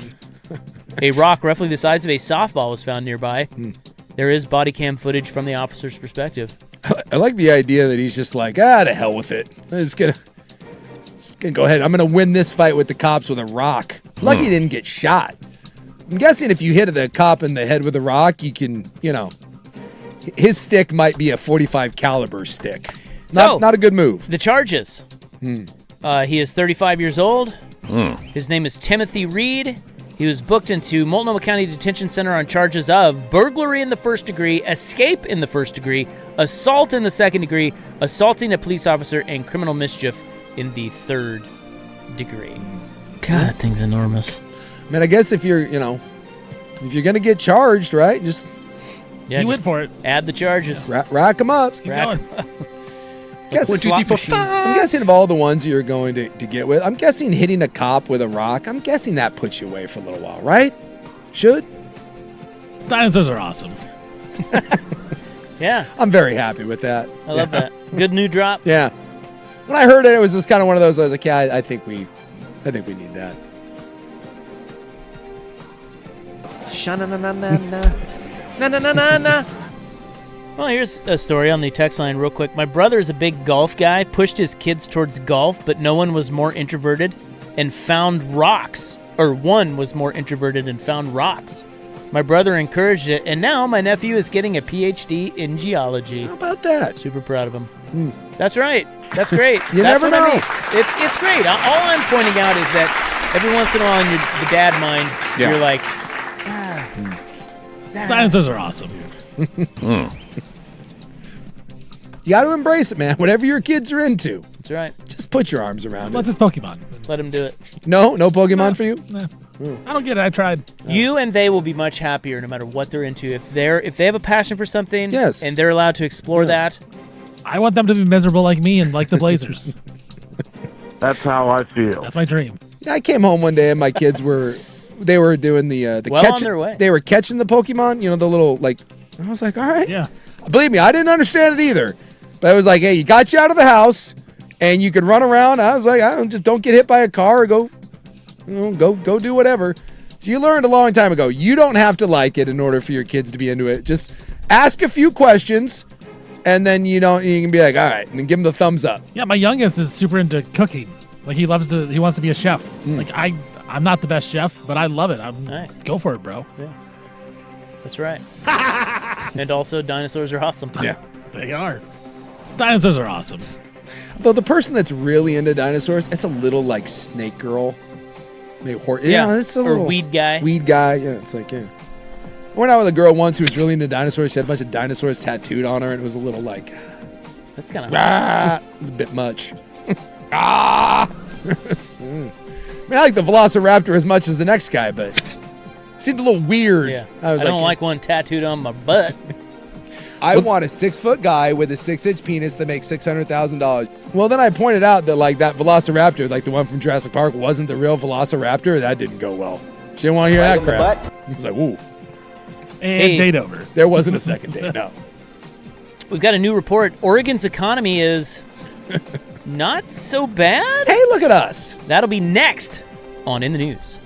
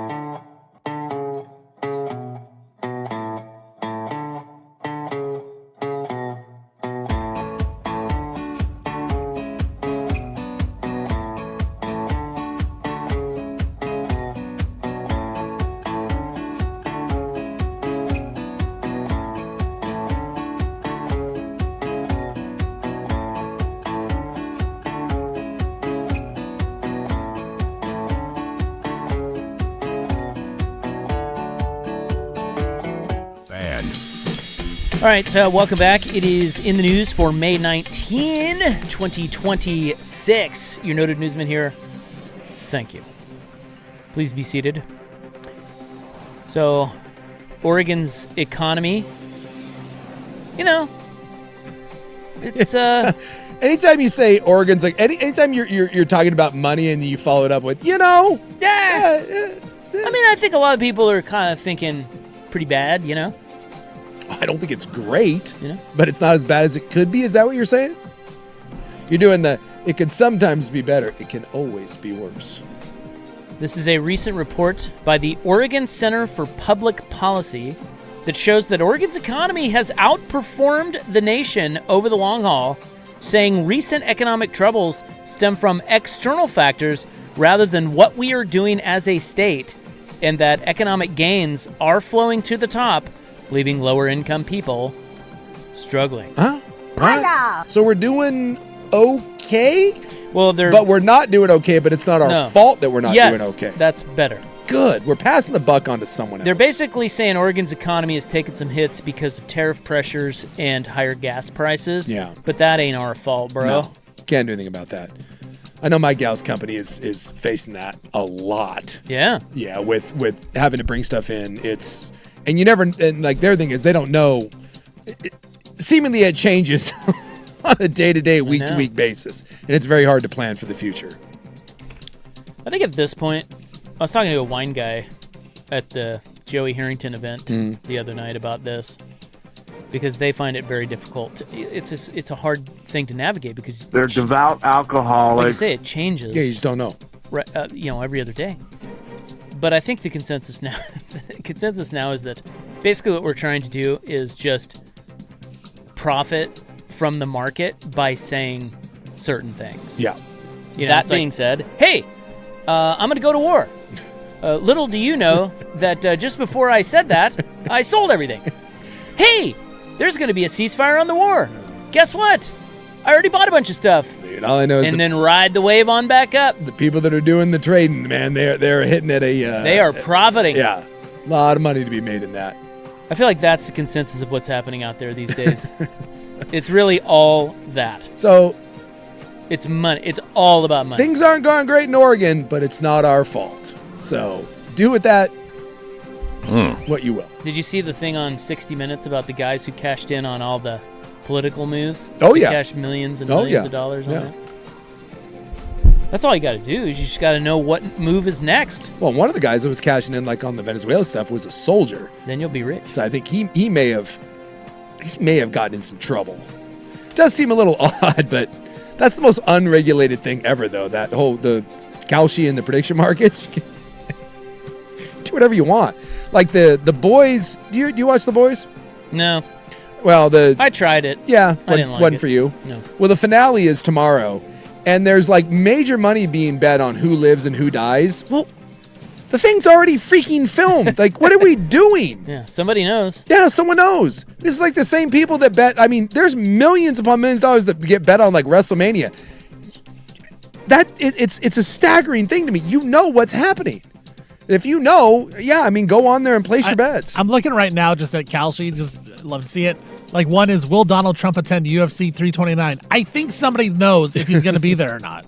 Right. If you think, When is that?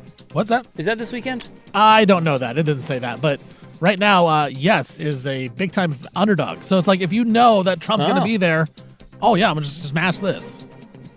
But see, wouldn't that mean that people will cash in on knowing that he will?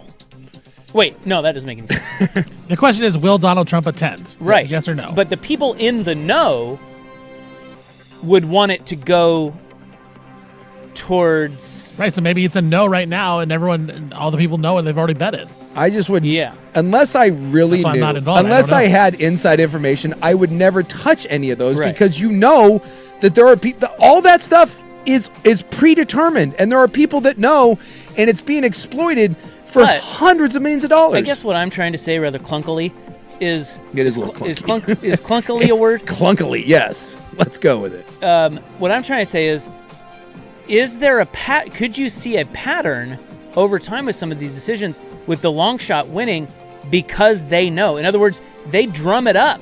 Yeah. They manipulate it so they can make the most money off of it. Sure. Therefore, the one that's going to win is going to actually be yes in that particular. Yeah, they could bet on the they opposite. Know, yeah, because what they'll do is say he won't attend, and then he'll show up, and then everybody who bet on yes will cash huge money. Yeah, who will attend Game 1 of the Knicks Cavs? Jay-Z, will he be there? Tracy Moore, like the game starts in like 10 minutes. So you could start seriously banging. If like you start the rumor like, oh, there's no way he's coming, and then surprise, he's here. Yeah, weird. I bet $1 million on yes. And I just can't believe there's people that are willing to take the other side of things when you know it's a predetermined outcome. Why are you betting against predetermined outcomes? Makes no sense to me.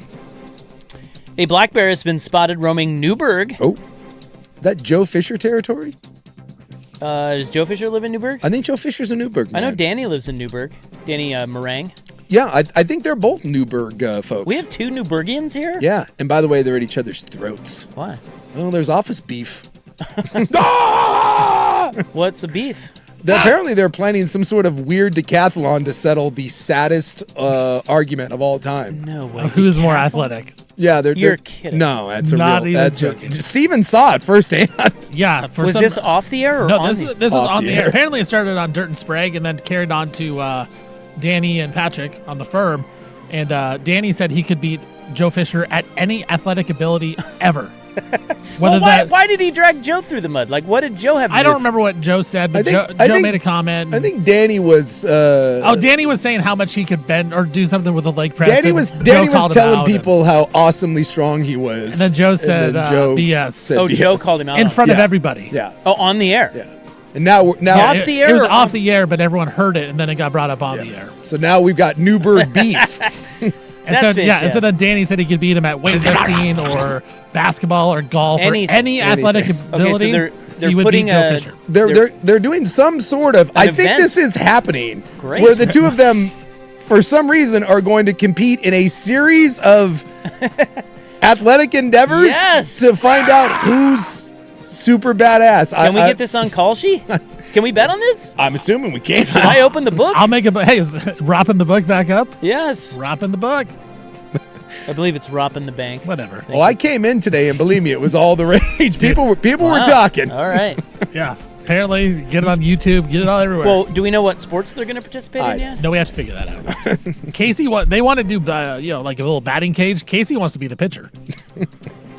Really? Is he a pitcher? Do we break out Old Man Romp?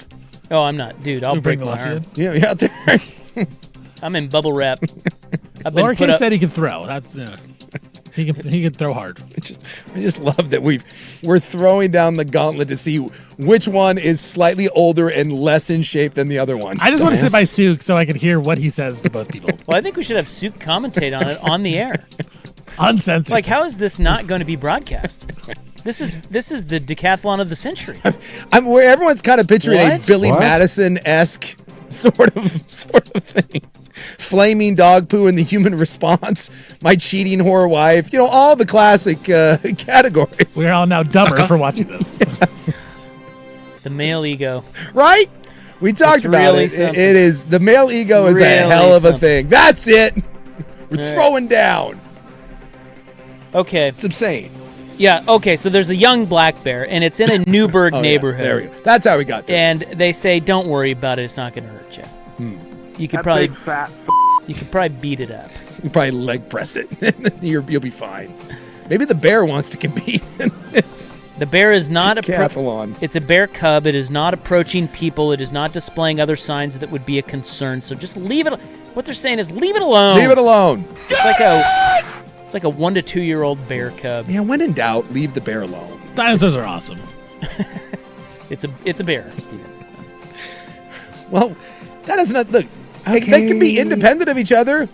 We can leave the bear alone and admit dinosaurs are also awesome. We're bear. Now, given my choice, no offense, I like bears more than I do dinosaurs. Really? Yeah. Although I watched the. Have you seen the Netflix the Morgan Freeman on the dinosaurs? No. It's like a 4-parter where Morgan Freeman they go through the history of the dinosaurs. It's really, really good. And I'll tell you what, my daughter came away not liking the dinosaurs. She thought they were kind of jerks. Well, some of them were, yeah. Yeah. Controversial. Welcome to the world, Sook's daughter. Yeah. There was like reptiles versus the it was a whole thing. I highly recommend it. Check it out. It's on Netflix. I think it's just called Dinosaurs, and Morgan Freeman narrates it, and it's all like AI generated images of like the whole life cycle of the history of the dinosaurs. Really good. Nah. You're like, ah. Schultze's not for it. All right, that is in the news. May 19, 2026, brought to you by the Advocates, injury attorneys at advocateslaw.com. Blazers making some moves, and we've got some late-breaking NBA news outside of Portland as well. We'll get to those items coming up next in Headlines on the Fan.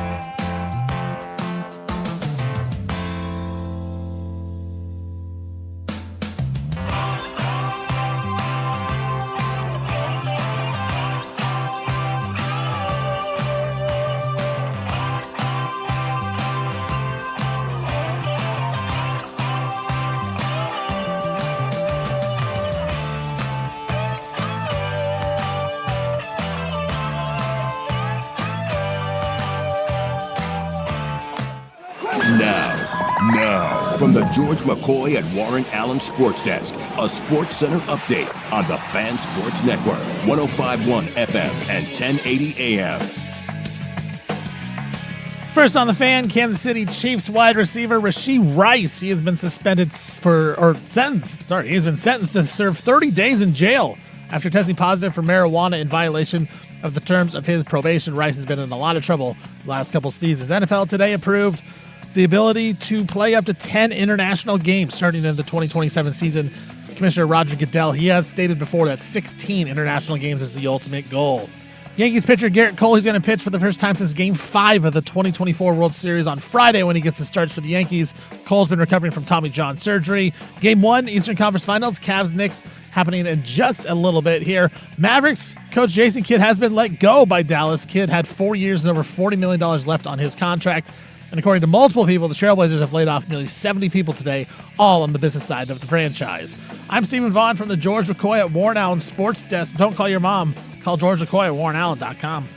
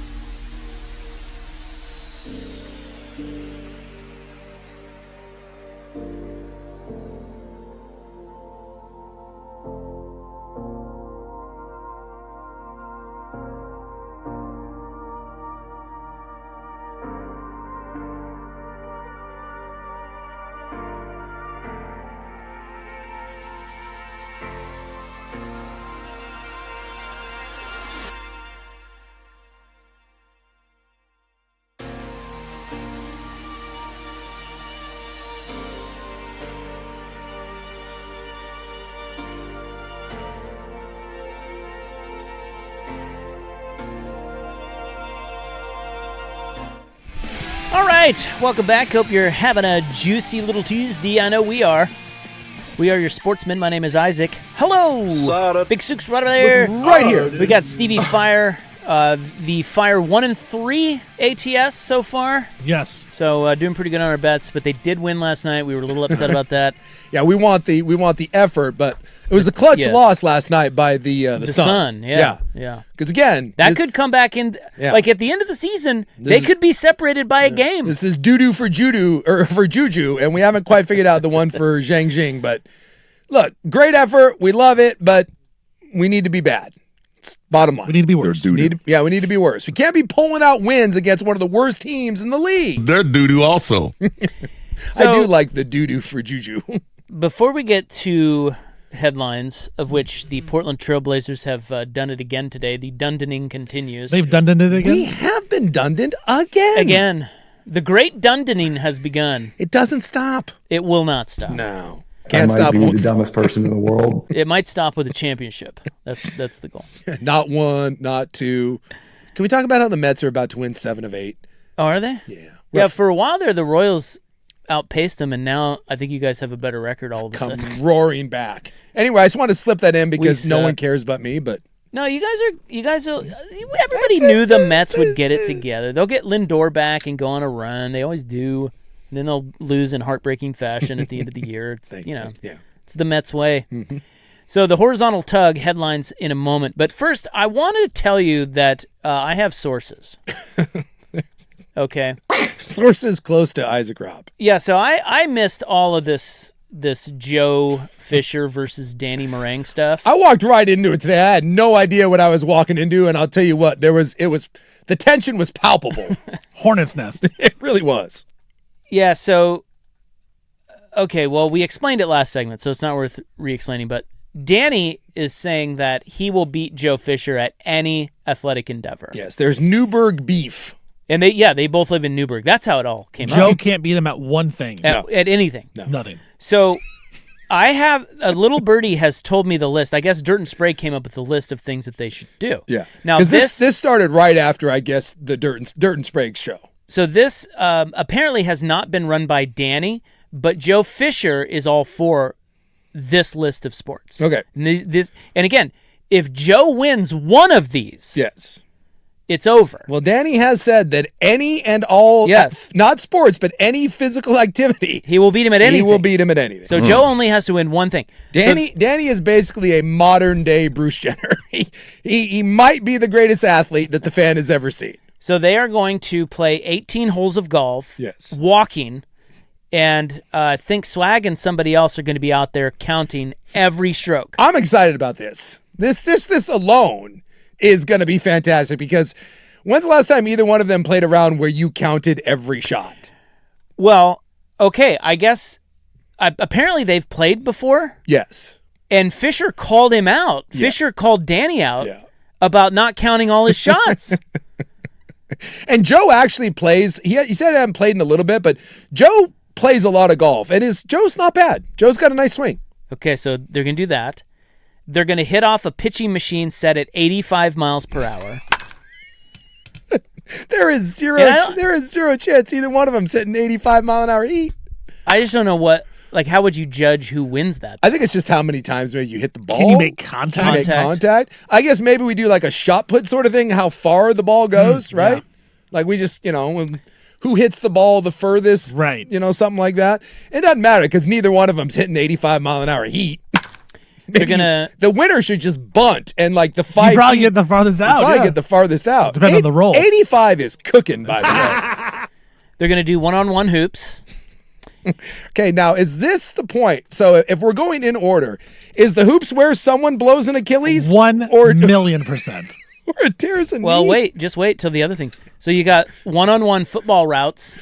Okay, guys, that's the one I'm most excited about. Yeah. Why?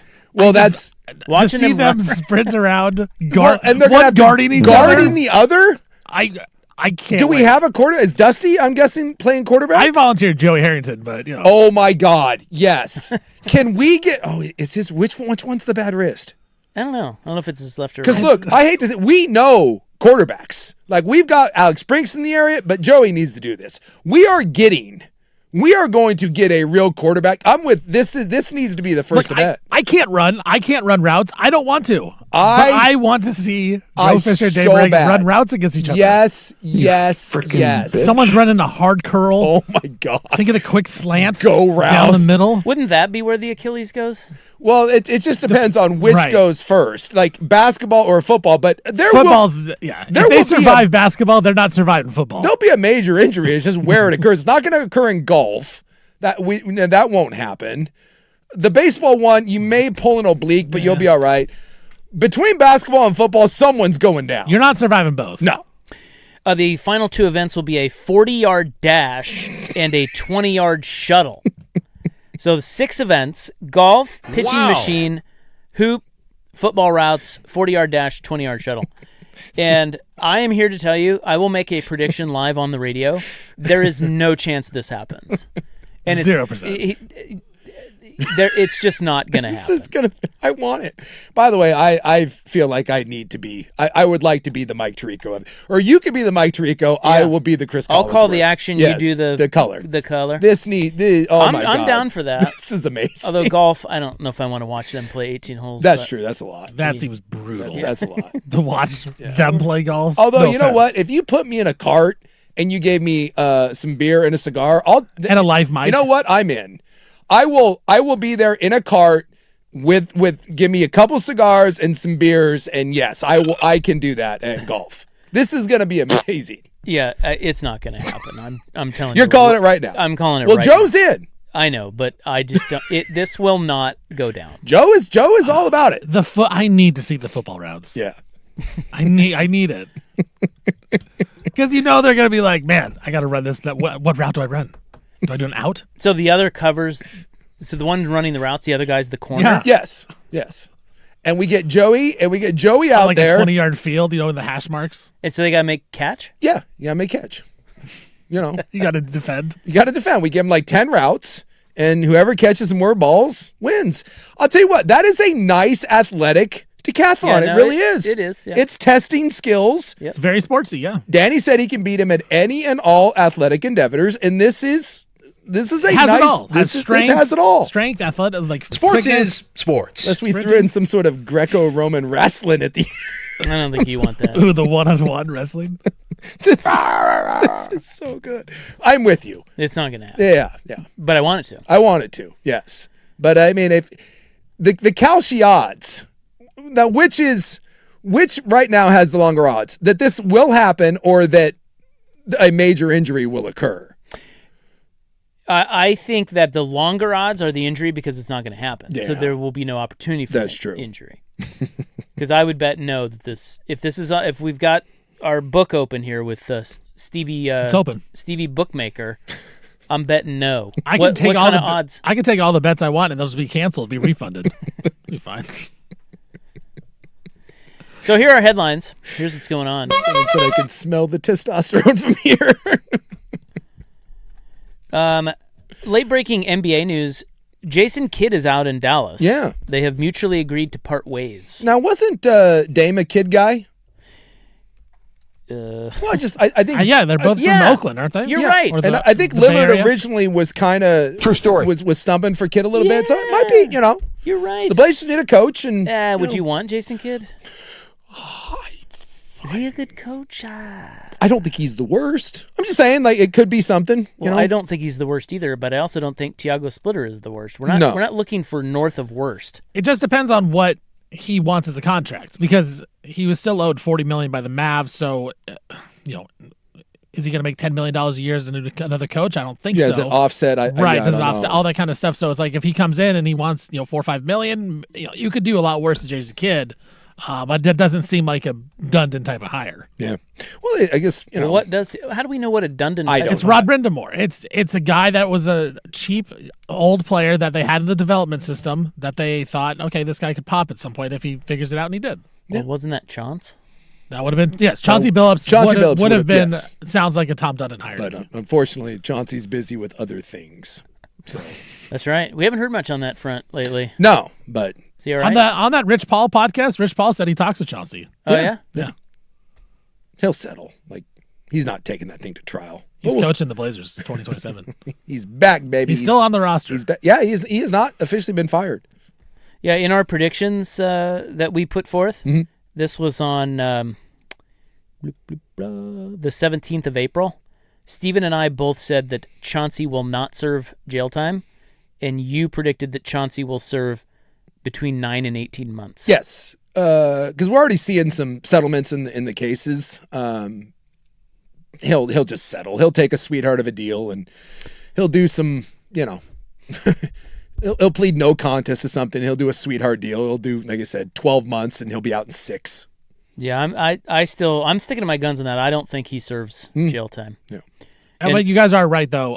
There were reports that Dame did want Jason Kidd. Yeah, that's what I thought. I thought I remember originally back when the Chauncey thing was happening that Dame was a fan of Jason Kidd. Now, the source said that Dame preferred Jason Kidd over everybody else. Yeah, so just something to keep an eye on. Could be another name in the hat, and maybe Kidd doesn't need the money because he's getting $40 million. Again, I don't know what the offset language is, but just keep an eye on it. From KGW, the Portland Trailblazers laid off more than 70 employees today. Longtime Portland sports columnist Dwight Jaynes was first to report about Tuesday's layoffs. Sean Hyken of the Rose Garden Report and later Joe Freeman and Bill Oram of the Oregonian reported the number of people affected was just over 70. And it sounds like the vast majority of them are on the business side of things. The only one that really I think anyone would hear of is longtime Blazers employee Casey Holdall, who's been there for like 18 years. He kind of became, unfortunately, the face of this. And Casey's a great guy. Everyone loves him. And sounds like he's kind of the one guy that would have been a public face. Dwayne Hankins, Trailblazers president, said, "Today, as part of our plans to position the organization for the future, we made the difficult decision to restructure several areas of the business. These changes impacted talented people who have helped shape the Trailblazers over many years. We are deeply grateful for their contributions, their leadership, and the care they have shown every day for our team, our fans, and the Portland community. Our focus now is supporting those affected through the transition and positioning the organization for long-term success." Yeah, and as Joe Freeman wrote about, and it's widely been reported that when Dundon took over, one of the things that he noticed was this was one of the largest staffs in all of the NBA, and they are dead last in sponsorship and one of the worst in ticket revenue. And so this was something that everyone knew was coming from day one, that the Blazers organization does not bring in a lot of money and it cost a lot of money. Kind of like the old Pac-12, right? And when something like that happens, unfortunately, there is going to be these measures, and everyone knew that this day was coming. It doesn't make it any easier because no one wants to see anyone lose their job, but at the same time, you can't run one of the most expensive businesses and not make any money with that bloat. That just doesn't, no business runs that way. It's just funny that it's so funny to me that everyone knew it was coming, meaning everyone knew how bloated the franchise was and how poorly it was doing. Yes. And that's on them. Yes. So there's really no. Yeah, but it's at this point, it's just become easy, and it's become kind of the. But it's on them. It's on. Yeah. You were the organization. If you didn't want to get fired, improve sales. Yeah. Yeah. Pretty simple. The fact that everyone knew that it was one of the bigger staffs in the NBA that was also one of the worst performing. It'd be like saying, what did you think was going to happen? Right. It'd be like saying you and I are dead last in the ratings. Yeah. For months, years. Everybody's like, God, that show sucks. They're the worst. Yeah. And then we get fired, and then we're throwing out dirt on Odyssey for firing us. Yeah. I mean, what kind of loser does that? Yeah, it's just it's a tough beat because, like I said, at this point, it's kind of become the in thing to bash ownership now and talk about what a piece of crap he is and get the pitchforks and torches out. And again, I just think a lot of the narrative that's been created around this was when he came in, and Bill Oram even put that in there. He said that everyone knew how bloated this was. And I think a lot of the narrative that is being put out there is by people that knew their jobs were on the line, because when a new ownership came in and looked at it, and it wasn't an absentee landlord a la the Allens, that this was going to be the result. And I know for a fact that everyone over there was white knuckling and was very scared. And so I think that became a lot of the source of the information, and it's now been picked up on, and now it's kind of become red meat for a lot of the people of Portland, where it's kind of become the evil billionaire coming in, and screw him, that's not the way we do things here. And I just... People are into fantasy land. I think it's a lazy narrative, but I think it's a narrative, unfortunately, that has taken hold. I love this guy. I love Dundon. Let's go. Let's party. Well, I'll tell you what, it certainly is there's a new sheriff in town. Yep. That's right, and he knows business. Yes. Welcome to the world. Yeah. The Rose is awesome. Welcome to the real world. The Rose is awesome, Tom. Someone said I say fire more. Someone said people have said that about you guys, but also you booze bags have kept your jobs. Yeah, but we're actually really, really good in the ratings. They're devout alcoholics. You don't have to like us, but if we get good, it's very simple. If we get good ratings, we keep our jobs. We don't, we get fired. If we don't, we get fired. Hate you, like you, doesn't matter. It doesn't matter. We don't care. Yeah. So, I don't know why people can't. I just hope eventually we kind of we get through this kind of transition period, and we come out the other side, and we can move past this. It does feel like right now that there is just a lot of bad blood, and I think a lot of it is unnecessary. I really People just do. need to look in the mirror. Yeah, it's sad. Yeah. It's actually it's kind of an indictment on us. Yeah, it's an indictment on the way the city thinks, and it's not everyone. It's just these are, I don't know. It's dumb. That's just dumb. It's all dumb. All right, there's your headlines. We didn't get to Rashee Rice. I'll tell you about him coming up next in the malfunctioning epiglottis. But you know who gets the majority of the malfunctioning epiglottis today, Jace? What do we got? Wemby. Yeah. And the Thunder and the Spurs. Yeah, that was an all-timer last night. Dude, it was great. That was Ollie, Frazier, Ward, Gotti, just two heavyweights throwing haymakers. That is as much fun as I've had watching a basketball game in years. That is next.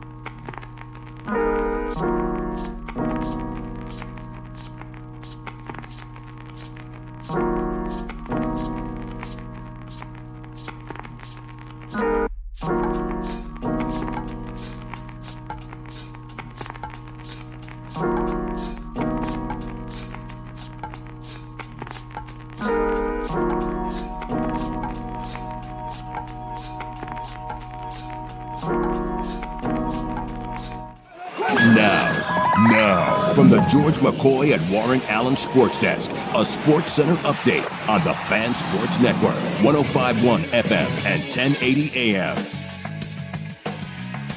First on the Fan, Kansas City Chiefs wide receiver Rashee Rice. He has been sentenced to serve 30 days in jail after testing positive for marijuana.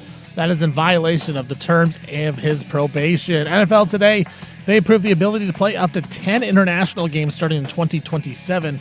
Commissioner Roger Goodell, he has said before that 16 international games is the ultimate goal for the league. Yankees pitcher Garrett Cole, he's going to start for the Yankees on Friday. It'll be the first time he starts since Game 5 of the 2024 World Series, recovering from Tommy John surgery. Game 1, Eastern Conference Finals, Cavs in New York right now. Midway through the first quarter, Cavs up by 2. Mavericks coach Jason Kidd, he has been let go by the organization. Kidd still had 4 years and over $40 million left on his contract. And according to multiple people, Portland Trailblazers, they have laid off nearly 70 people today, all on the business side of the franchise. I'm Stephen Vaughn from the George McCoy at Warren Allen Sports Desk. Don't call your mom. Call George McCoy at warrenallen.com.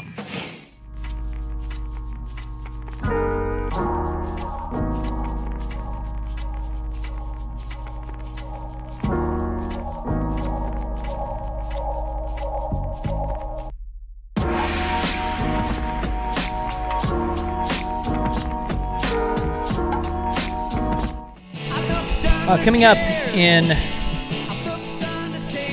Feedback Sandwich segment. Is that what we're calling it?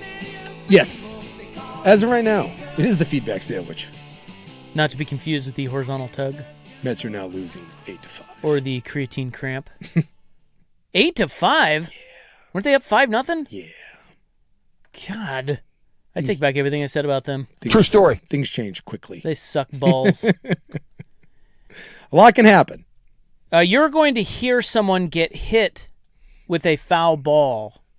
Rick Riz style? Live. Swing and a foul. We've heard that many a time. Well, there's actually two. Isn't this one too? Ow! Yeah. We had 2 foul balls. There's a drop for everything. That's John Sterling. I think he gets hit a lot harder than Rick Riz, to be honest. Really? Ow! That sounded like it hurt. Here's Rick Riz. Swing and a foul. I don't know. I think the Riz one sounds more impactful, but Sterling's going with the more that. Like, you can't really be hurt if you're saying ow. Have you ever think about the time you've really been hurt? I've been hurt plenty of times. I've broken stuff. Never have I had a real injury where my first reaction was ow. Swing and a foul. Now that's real. So you say, yeah. You'll get one of those. Maybe an F-bomb, but you don't say ow. ow.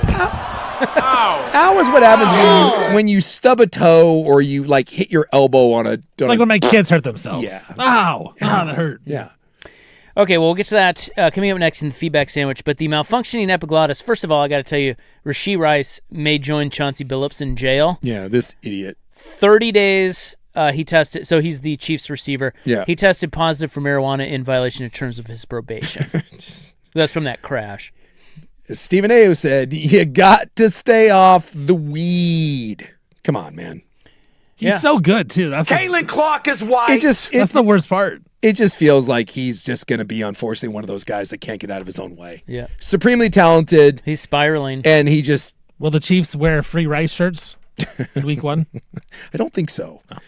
He's 26 years old. There's plenty of time for him to grow up and get it together. But again, I don't care whether or not you smoke weed. The NFL doesn't care if you smoke weed. But when they drug test you and they know they're going to drug test you because of a plea deal and you're on probation and you can't help yourself, then that's on you. The dude's he's really, really immature. And most of the time, guys that have continued issues like this, it doesn't get better. It usually spirals and it gets worse. So, well, I can't believe we've gone the whole show and we have yet to talk about last night's Game 1 between the Spurs and the Thundies. It was incredible.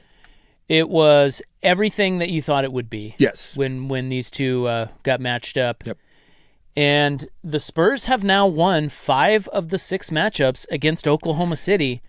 How anyone thinks they're not just as good as Oklahoma City, I don't know. I don't know what more you need to see. And I get. I mean, last night there was no Fox. Yeah, that was They and beat him without him. they still won. They still won without him. Really, only one of the 6 meetings was a little bit of an asterisk because I think in one of them, SGA and a lot of the Oklahoma City guys didn't play. Yeah. But for the most part, the Spurs have beaten the Thunder handily this year. And I know SGA had a rotten game and Chet kind of no-showed, and they'll get those things going. So you can view it one of two ways, right? If you're San Antonio, you can be like, hey, we didn't have Fox. If you're Oklahoma City, you're going to say, hey, we should have won this game, right? And SGA and two of our big three didn't play very well.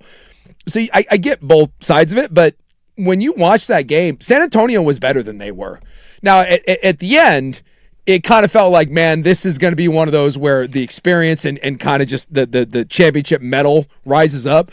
But San Antonio was better than them for the majority of that game. And then Oklahoma City kind of rose up and had their opportunity. The fact that Oklahoma City let that slip away, that one may come back to haunt them, because you're right. San Antonio was better than them in the regular season head-to-head, and for, I'd say, 90% of that game, they were the better team, and they did it without De'Aaron Fox. Yeah. I mean, and they did it with a 20-year-old point guard who goes for 24 points and 6 assists and 11 rebounds. Yeah, dude, we knew the Spurs were really good, but we just thought because they're the champs that Oklahoma City, particularly in the playoffs, they're on another level. You know, it's going to be tough for San Antonio. I mean, we mentioned the Thunder are as big of a favorite over the Spurs in the series by the odds makers as the Knicks are over the Cavs. Yeah. And as the Hurricanes are over Montreal. Yeah. In the hockey. So I don't it's weird. The Spurs are absolutely capable of winning this series. I think you're crazy if you don't think so, because you just watch it. Like you said, first of all, yes, Oklahoma City kind of let that one slip away. They had a 3-shot lead with a 3-point lead with like 45 seconds left, I think, in the overtime. And that's when Wemby hit like a freaking 38-footer. Yeah. In transition. By the way, that shot, dude, when he let that go, I was getting ready to make the note of, you jackass, like, you're so good, but Totally. this is the inexperience. terrible shot. This is the inexperience coming out, and it's just not your time, and this is the championship medal of Oklahoma City winning a game that you shouldn't have won. And he freaking buries it. That's a terrible shot. Yes, it is. But it's legendary, and it will probably be in his career highlight reel, because it's going to be miles long. It's just Wemby is that. He's that good. Well, the Thunder King, so it's that. Wemby just in and of himself. Yep. And this is why Steven has been saying that the Spurs are going to win the title the whole time. Yep. It's like, dude, this guy's a cheat code, because the Spurs or the Thunder cannot get anything at the rim. No. So when he's in the game and he played 47 minutes, now if he gets in foul trouble or if he just wears out, those are real possibilities, because Oklahoma City is going to be a little bit more fresh for game 2. And they don't play Wemby. I mean, he's not a guy that plays 40 minutes a night, and he played 49, and you saw him. He was dog tired. They all were. And I that may end up being the difference in the series. You know, who knows? But Alex Caruso, dude, Oklahoma City loses that game by a lot if Alex Caruso doesn't hit 8 threes and play the defensive game of his life. Well, that's why if you're the Thunder, you have to be upset. You wasted a 31-point game by Alex Caruso, and you lost. I mean, they were kind of... Think about that. He had 8 threes because that's what San Antonio wanted him to do. San Antonio was doubling Shea. They're saying, go ahead, Caruso. And he did every shot, and the Thunder still lost that game. Exactly. And that's the problem here, is that with SGA, and SGA's an MVP, you would expect him to at some point get loose and do SGA things. Sure.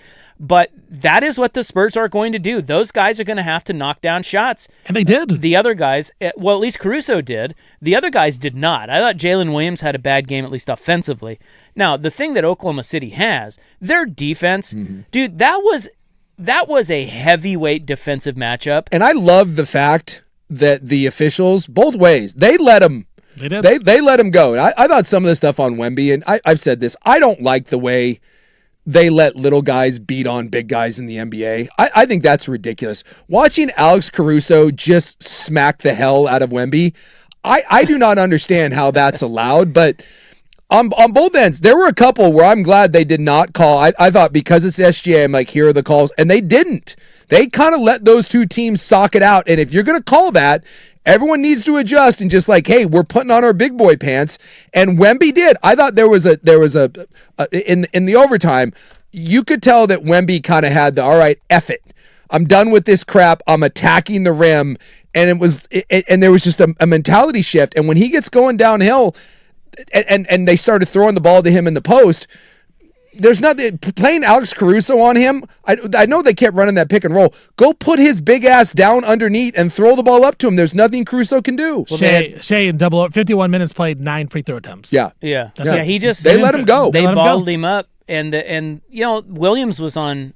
I think Wemby at the end there when they forced. Yeah, they were switching J-Dub and Caruso on him. But the guy I disagree about is Chet. I do not.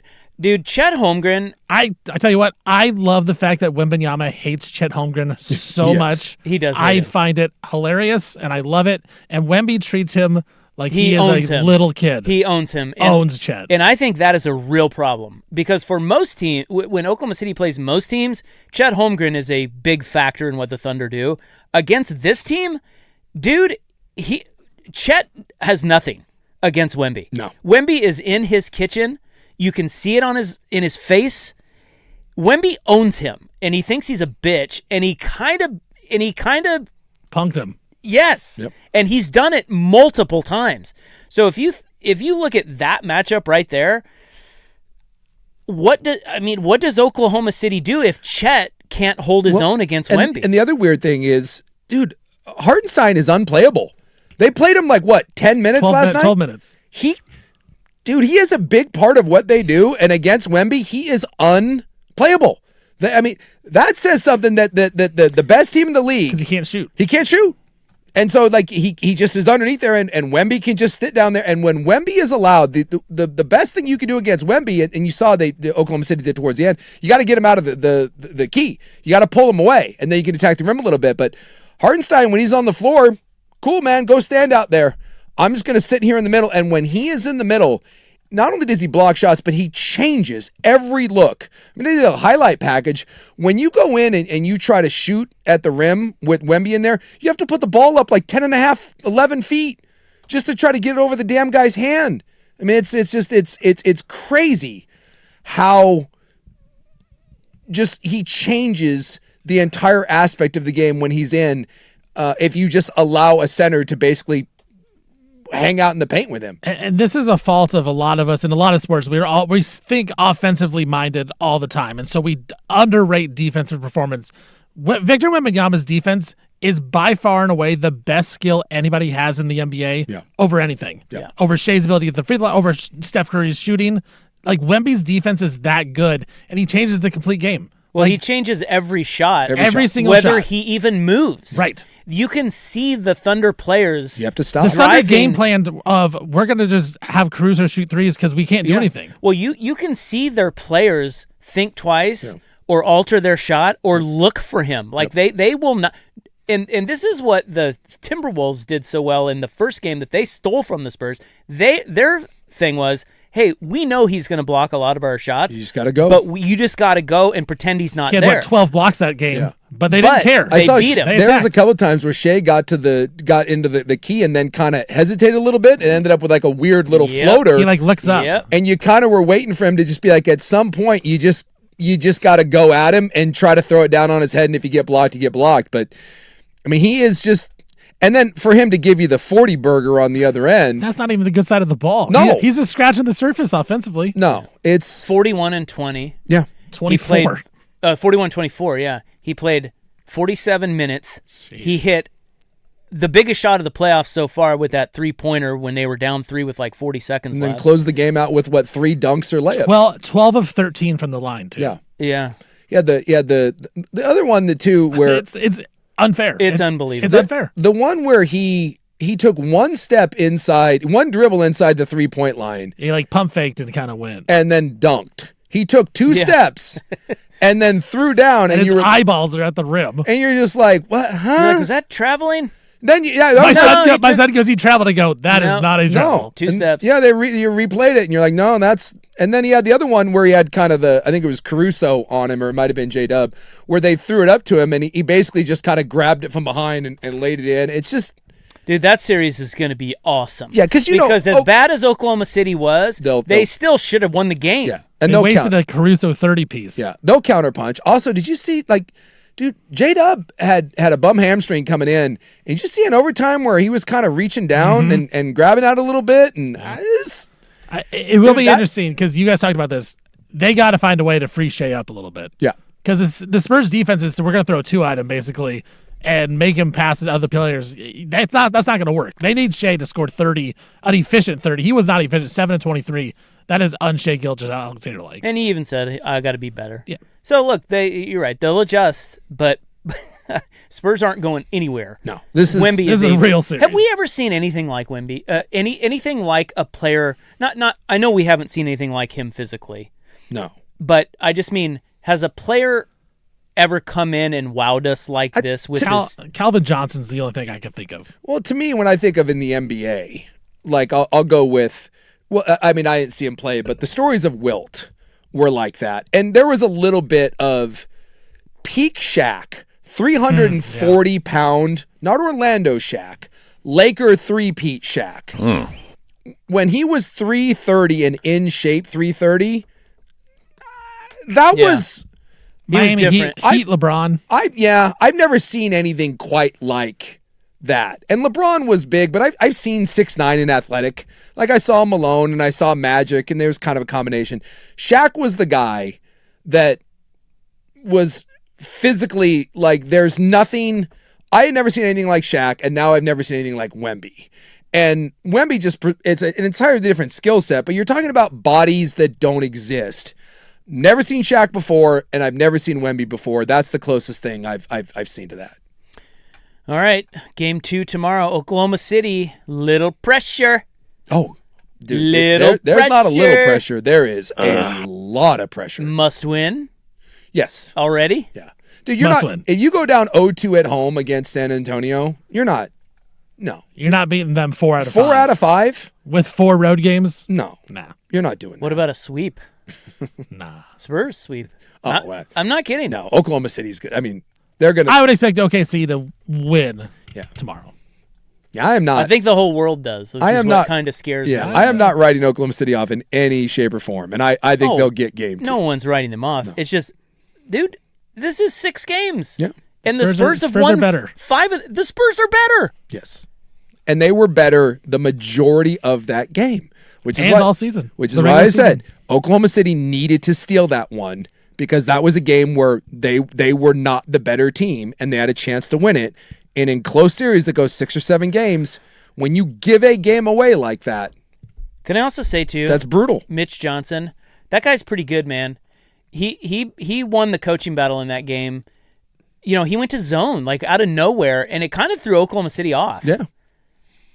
I also think Oklahoma City both teams were gassed, but Oklahoma City stayed in with some of the threes, and I think towards the end you saw the legs get heavy, especially with like Caruso, because he had some looks, and they didn't go down. Well, I tell you, again, not to belabor it, but that possession where Wemby hit that, how far that was, I don't know. Whatever, the Steph Curry 3. He hit the long 3 that was a bad shot, and then it went in.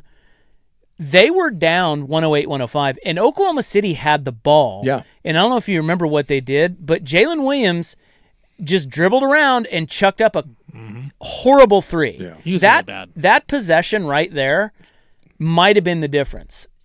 Now, Wemby still had to make that 3. But he gave you the door. If they get up 5 there, could have closed them out. You might close them out. Yep. And Williams screwed it up. Yep. That wasn't a great night for their bigs. Their stars did not show up. Chet was a no-show. J-Dub was okay. And for SGA, that's just the night you get the MVP.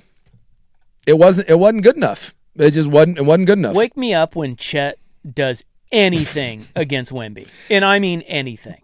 We had the block. Yeah, that's true. Right at the end. Yeah. You're right. Okay. That is malfunctioning. Nope. That's malfunctioning epiglottis. There you go. I didn't want to get ahead of myself here. You're going to hear someone else get hit by a foul ball next.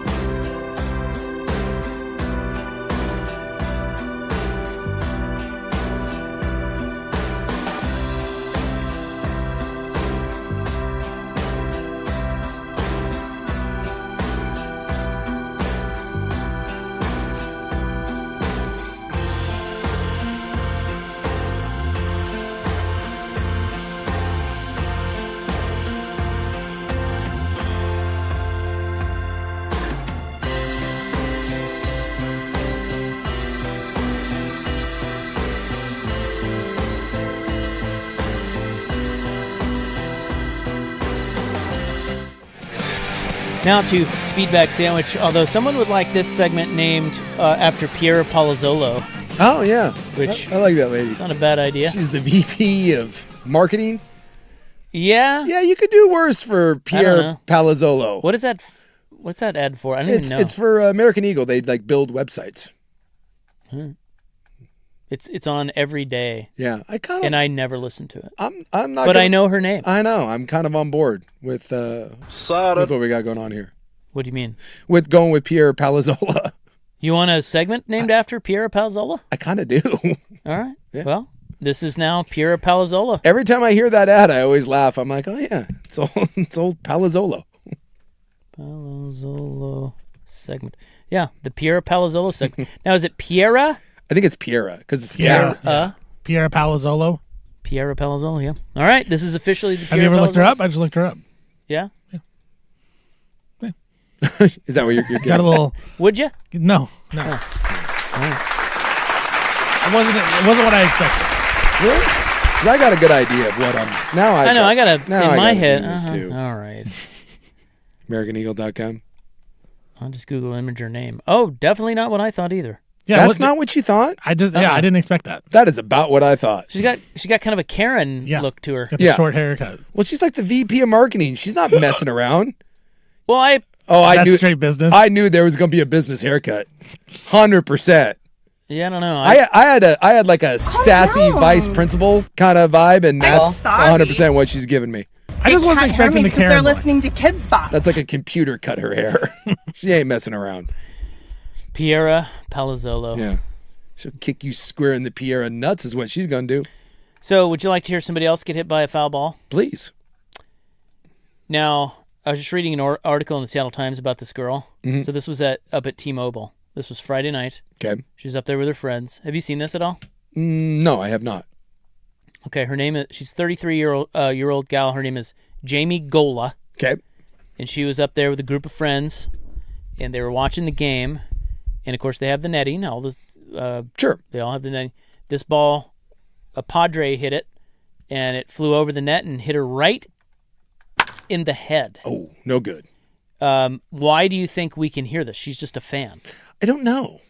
Why was she... I'm trying to think of why there would be a mic on her. She was filming. Oh, okay. So she is now getting heat. Because she didn't see it. She on the social meds. Yeah. Because she was talking into her phone. She said she was sending a message to a friend, not watching, and the ball hit her right in the dome.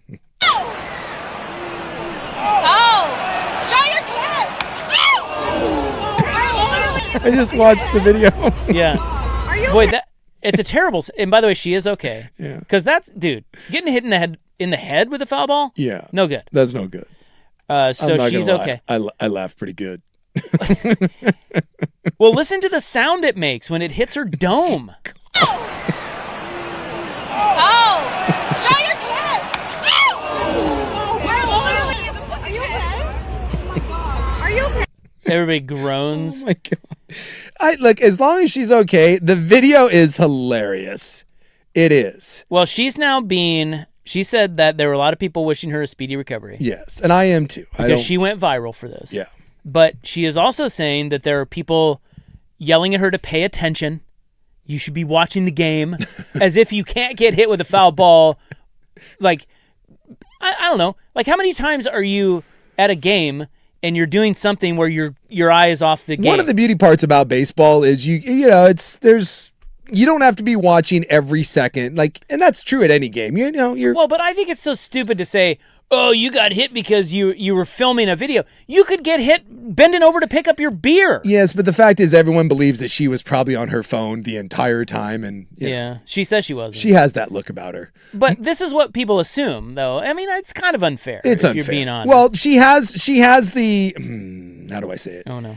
Well... Here we go. She has the look of someone that does a lot of TikTok videos, right? Let's just say that. Okay. The fact that she was filming a TikTok video or whatever, and like if you listen to them beforehand, it's like her and her friend, and they're like that.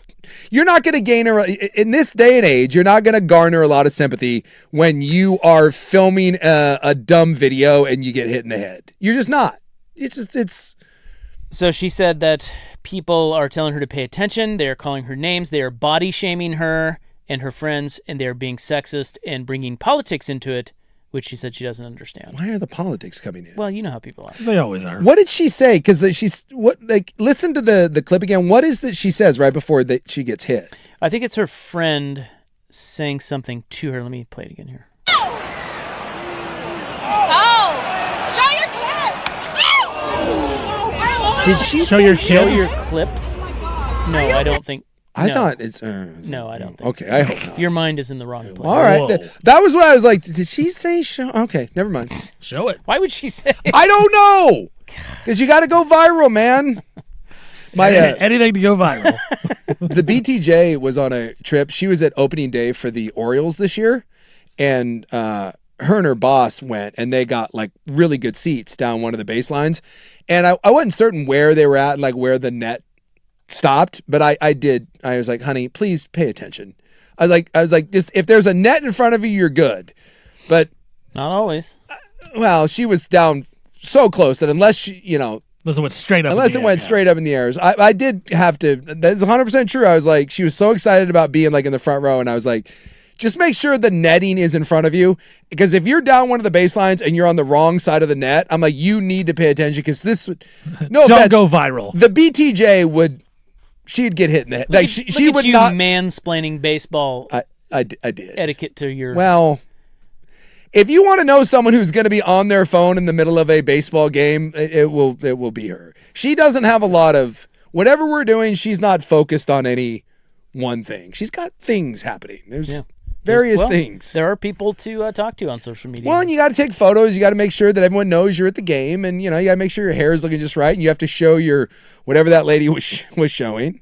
I don't know why politics and body shaming. She's a little bit of a bigger gal, and that's unfortunate too. If you're hot and you get hit in the head, people have sympathy for you. And this is so stupid. But if you're a bigger gal, everyone then just piles on you, which is totally unfair. If I get hit in the head, I am being made fun of mercilessly. 100%. It is true. You know the odds of that, though? Think about the odds of that. She just turns and says, I'm going to film, and then boom, right in the dome. Yeah. That's unbelievable. Yeah. And it is a line drive. Dude, it hits her head hard. It drills her. But Steven is right. Like, if Casey gets hit in the head, or me and Steven gets hit in the head, it's two totally different things. It's like, these dumb white ass, these idiots, their bald heads. Casey gets hit. He's a good-looking biracial fella. All of a sudden, they're like, oh, that poor kid. Unfortunately for her, she's going to, I can see where people would be piling on her. All right, we got to go. And that's not fair. But, man, I'm glad she's okay, because I thought maybe it was like kind of an arcer. Dude, that thing is on a missile towards her dome. We have the oldest song ever to get back to number 1 on the charts. Oh. Right now. Interesting. Michael Jackson, maybe? I think I'm going to play it for you, but I don't know if I can. Can I? I don't know. Probably not. Seeing as how we're a radio station. Yeah. And we play rock music on all other radio stations. Rockin' to the Rockin' to the door. I think we'll be able to play it. We'll be able to. At least I hope. Okay, so that kicks off the club next.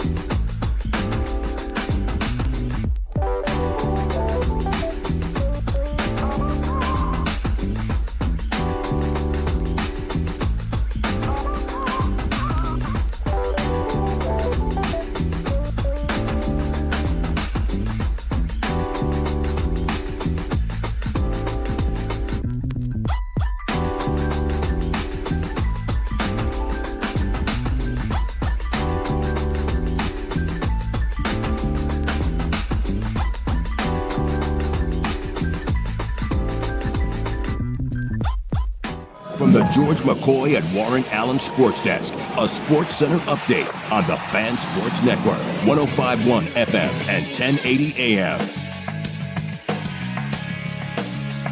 First on the Fan, Kansas City Chiefs wide receiver Rashee Rice. He is going to be sentenced to 30 days in jail after testing positive for marijuana in violations of the terms of his probation. NFL Today, they approved the ability to play up to 10 international games starting in 2027. Commissioner Roger Goodell, he has said the ultimate goal is to get to 16 international games. Mavericks coach Jason Kidd has been let go by the team. He's still owed 4 years and over $40 million left on his contract. Yankees pitcher Garrett Cole, he's going to pitch for the first time since Game 5 of the 2024 World Series. He'll be starting for the Yankees on Friday. He's recovering from Tommy John surgery. Game 1, Eastern Conference Finals right now, heading towards the end of the second quarter. Knicks up 3 over the Cavs, and according to multiple people, Trailblazers have laid off nearly 70 people today, all on the business side of the franchise. I'm Stephen Vaughn from the George McCoy at Warren Allen Sports Desk. Don't call your mom, call George McCoy at warrenallen.com.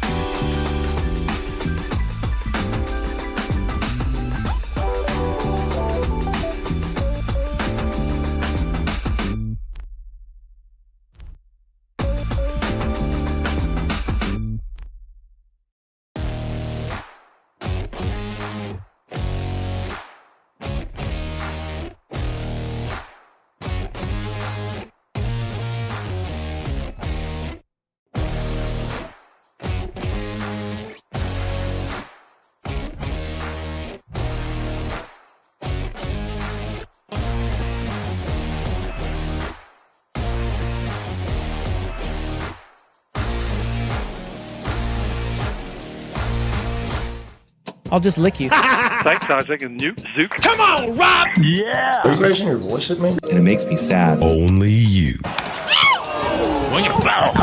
Okay, we apologize. You know. It's time for the club, baby. On 105.1 and 1080, The Fan. Hoo-wee. All right. What's up? What you guys doing out there? What's happening? Say something, too, that, like, after last night, the magic that was the Western Conference Finals, that no one now cares about Cleveland and New York. I'm watching baseball. Me too. Now, I did not watch a second of Pistons Cavaliers. Do I dare say that I don't need to watch Cavaliers Knicks? Well, 40-37. Is that? I mean, it's close. I just don't care. Last night was so good, and now I'm like, Cavs Knicks. Is that guy? Who's the guy that the bet dude that always comes on the air and gives you the tips that you may or may not listen to? You know that guy? John Anthony. No, the guy. It's Run It. There was a guy today on our station that said that the Knicks were going to win by 20. I was like, whoa. Seems like a bit of a bold prediction.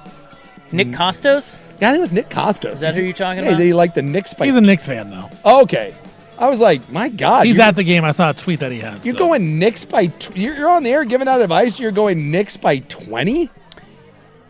Hell yeah. See, I'll tell you what. You give me the Cavs and you give me 20 points, you know what the points gobbler going to do? Gobble those sons of bitches up. So now I want you to power rank the hit by foul ball drops. Yeah. Swing and a foul. That's going to be my favorite. Ow! Ow! Ow! And the latest entry. The ooh at the end is God, that's great. good. Swing and a foul. Ow! Ow! Ow! Well, I want to say that the new one's making me laugh the hardest, but it's new. The Rick Riz is better. Swing and a foul. The Sterling one gets me every time. Does it really? The way he says "ow." Oh. No, the Sterling one almost seems fake to me. Ow! Ow! Ow! I'm going Riz one, and the thing that does it with me is the rumbling. of Riz. It's the gargling. As if he's wrestling with the foul ball. Like the foul ball is an intruder that Rick Riz is having to fight off. That's one. I'm going TikTok gal. And then, unfortunately, the God rest in peace, John Sterling. But I'm going Sterling 3. Ow! The ooh at the end. Ow! As everyone collectively, ooh. Oh. We all know that. We've all seen someone get hit where, ooh. It's like he got hit in the nuts. Someone gets hit in the nuts. Ooh. Yeah. Ooh. That's the sound that Dylan Harper's face made when Wemby hit. 100%. When he elbowed Nasri. Yeah. When he hit him with the elbow, Dylan Harper's face is the sound of that right there. Ooh. We've all made it. Ooh. Ow! Ow! Ow! All right, now to the club. You know, we have the oldest song to get back to number one. I thought it might be a Michael Jackson simply because of the movie. Yeah. Which, that thing was getting terrible reviews, but I guess it's like killing it at the box office. Well, people like MJ. Yeah, well, he's got a complicated past. Right. Well, I guess... But he also had billions of fans. Like, people loved that dude and his music. The reviews that were coming out with how whitewashed it is, and I just thought it was going to flop, but the thing's a juggernaut. But, I mean, my point is only some people will care about it being whitewashed. Some people don't care about that. They just want the music. They want to relive Michael. Yeah, it's already grossed $700+ million globally. Excuse me. So it's the in North America. It's the largest. Biopic? Did we ever biopic? Whatever. Yeah, I thought we determined that somebody was trying to change it to biopic. Yeah. I prefer biopic. It's the largest North American biopic, beating out Bohemian Rhapsody. Well, a day after Billboard magazine confirmed that Michael Jackson has landed 2 albums in the top 10 on the Billboard 200. We're going Thriller and Bad? I would imagine. Let's see here. It's Thriller and... Blip, blip, bloop, bloop, bloop. Bloop, bloop, bloop, bloop, bloop, bloop. I'm guessing it's not Blood on the Dance Floor. It's number one's. Oh. It's his compilation. Yeah, it's compilation. Set. Yeah. So Billie Jean has made a beeline to the number 1 spot on the Billboard Global 200. You're right there out of town. Yeah, Billie Jean is the number 1 song right now. And that makes it the most popular song in the world 43 years after its initial release, which is a record. Oldest song to regain status at number 1. How about that? Yeah. I don't mean to sound insensitive, but I'm going to sound insensitive. Like, can't wait. Well, what? Oh boy. No. Want a show? I love them. Give them hot milk. We have little cookies. We need it. The best thing Michael Jackson ever did for his career is die. Like he was. He was hemorrhaging money. He was hundreds of millions in debt. He was kind of like persona non grata.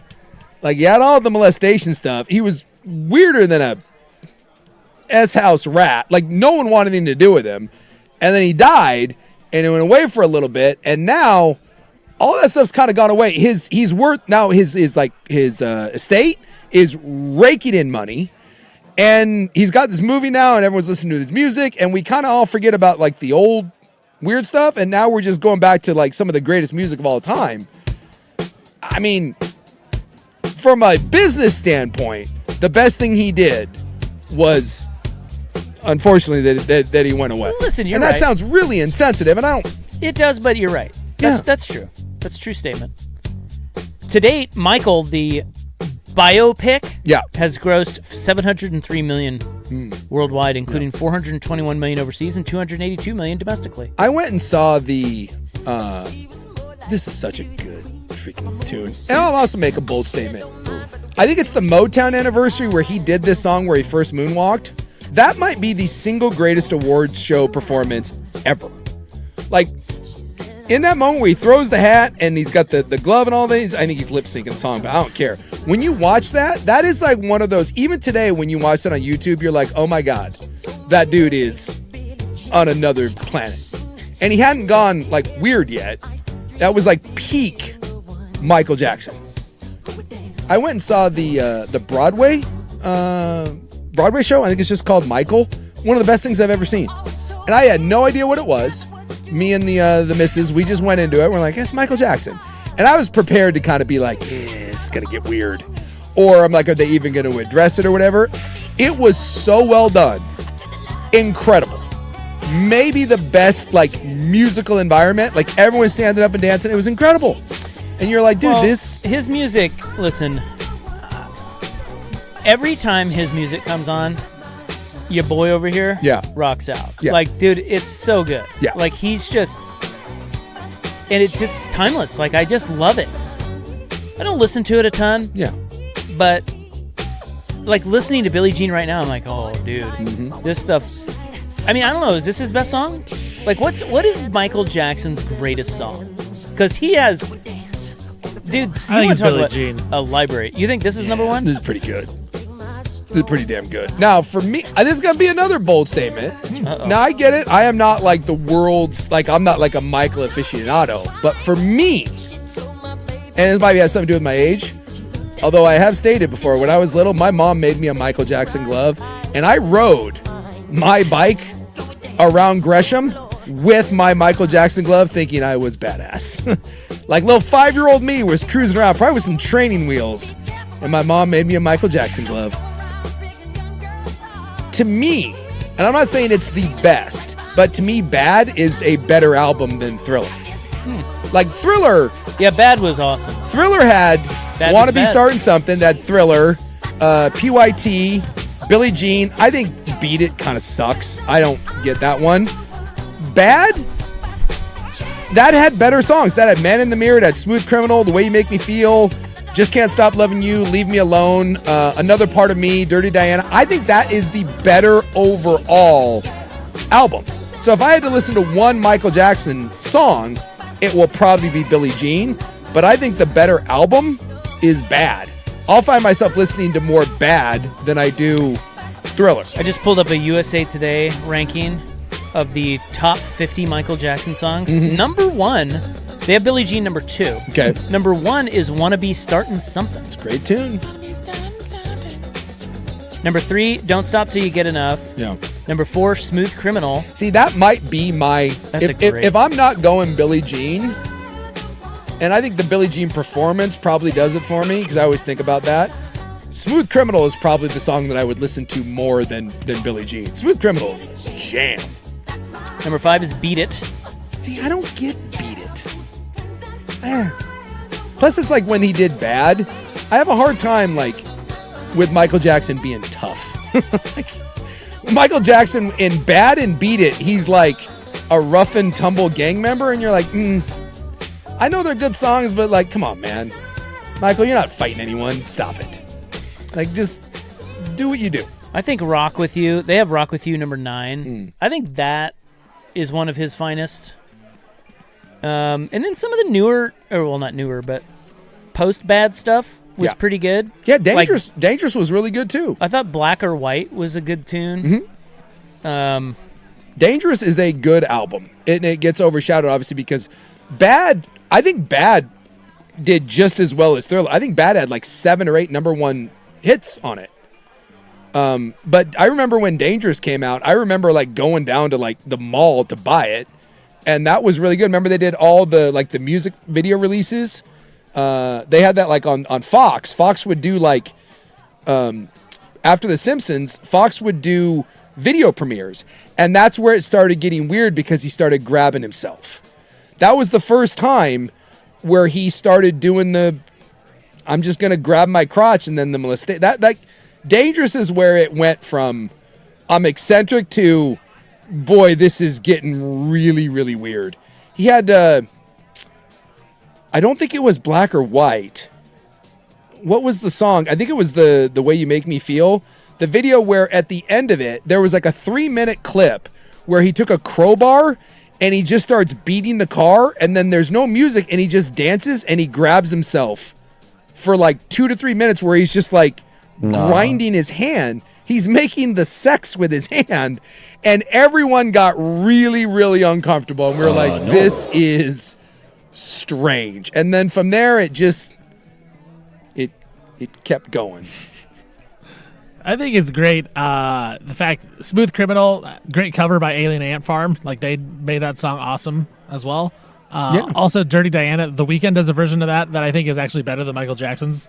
So that just shows how good he was. He's so good. Like, he just inspired a ton of people. I also say, Man in the Mirror. Man in the Mirror is in my top 5. Having said that, that being said, Well, with that being said, he was just not great. It's complicated. It's weird as. That being said, it's complicated. Well, and then I kind of feel bad for him because he didn't have a chance. Like that, his dad did a number on him that you ain't coming back. No one's coming back. No.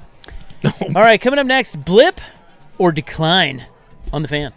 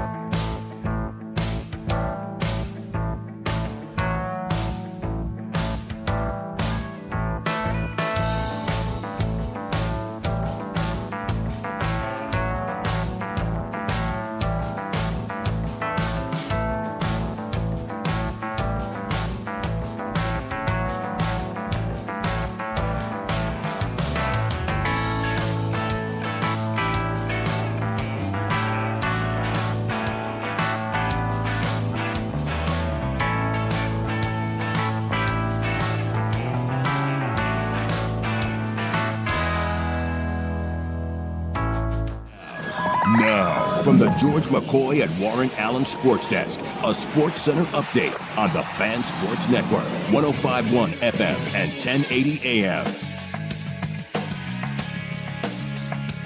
First on the Fan, Kansas City Chiefs wide receiver Rashee Rice. He was sentenced to serve 30 days in jail after testing positive for marijuana. That's in violation of the terms of his current probation. NFL today announced they have improved the ability to play up to 10 international games starting in 2027.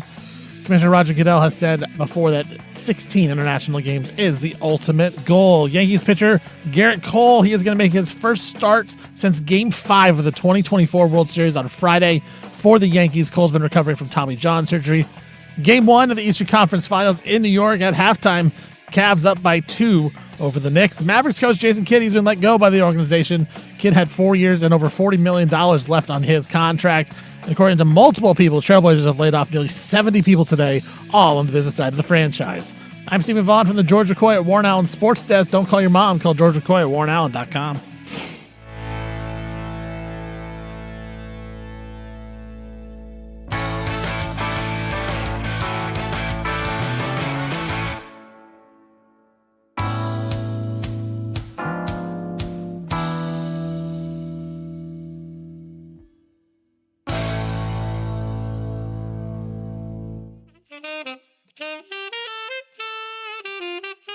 Hey, I hate to. We're talking WNBA off the air, and it's just like now we got to do a segment. Like we're just really into the WNBA, guys. Well, I had to show Stephen Fire over there. I had to show him the Michael Jackson Panther hand sex video. I can tell you what, I was uncomfortable watching it. Right? I had never seen it before. I remember that. You don't remember that? No. He was too young. I'm a little younger than you guys. No offense. I was like 12 when that happened. Yeah, 12 years. No You're one. 38? Yeah, I'm 39. 39. No one knew what to make of that, and I contend. I stand by it. That is where everything with Michael Jackson made a hard left.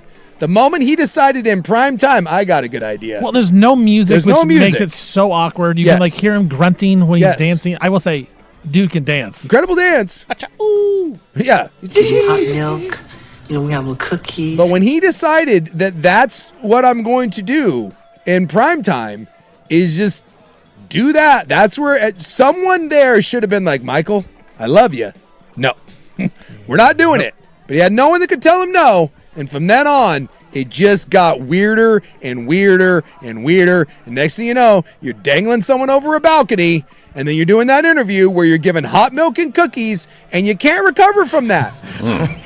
You can't.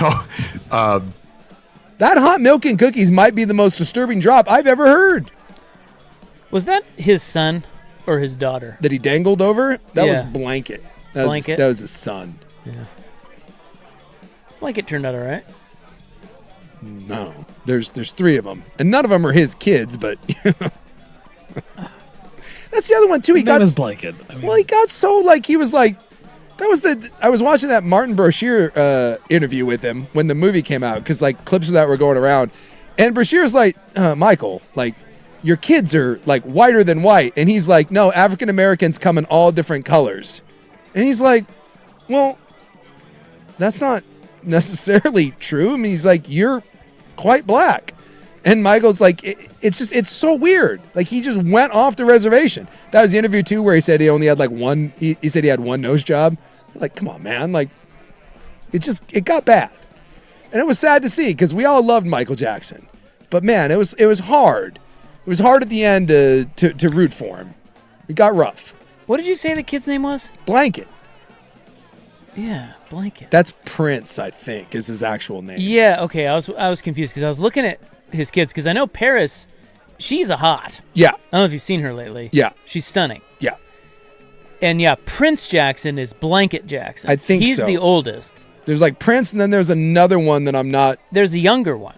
Then then never mind. Blanket's the youngest. Yeah, the younger one. You're right. Yeah. Who doesn't he's not public.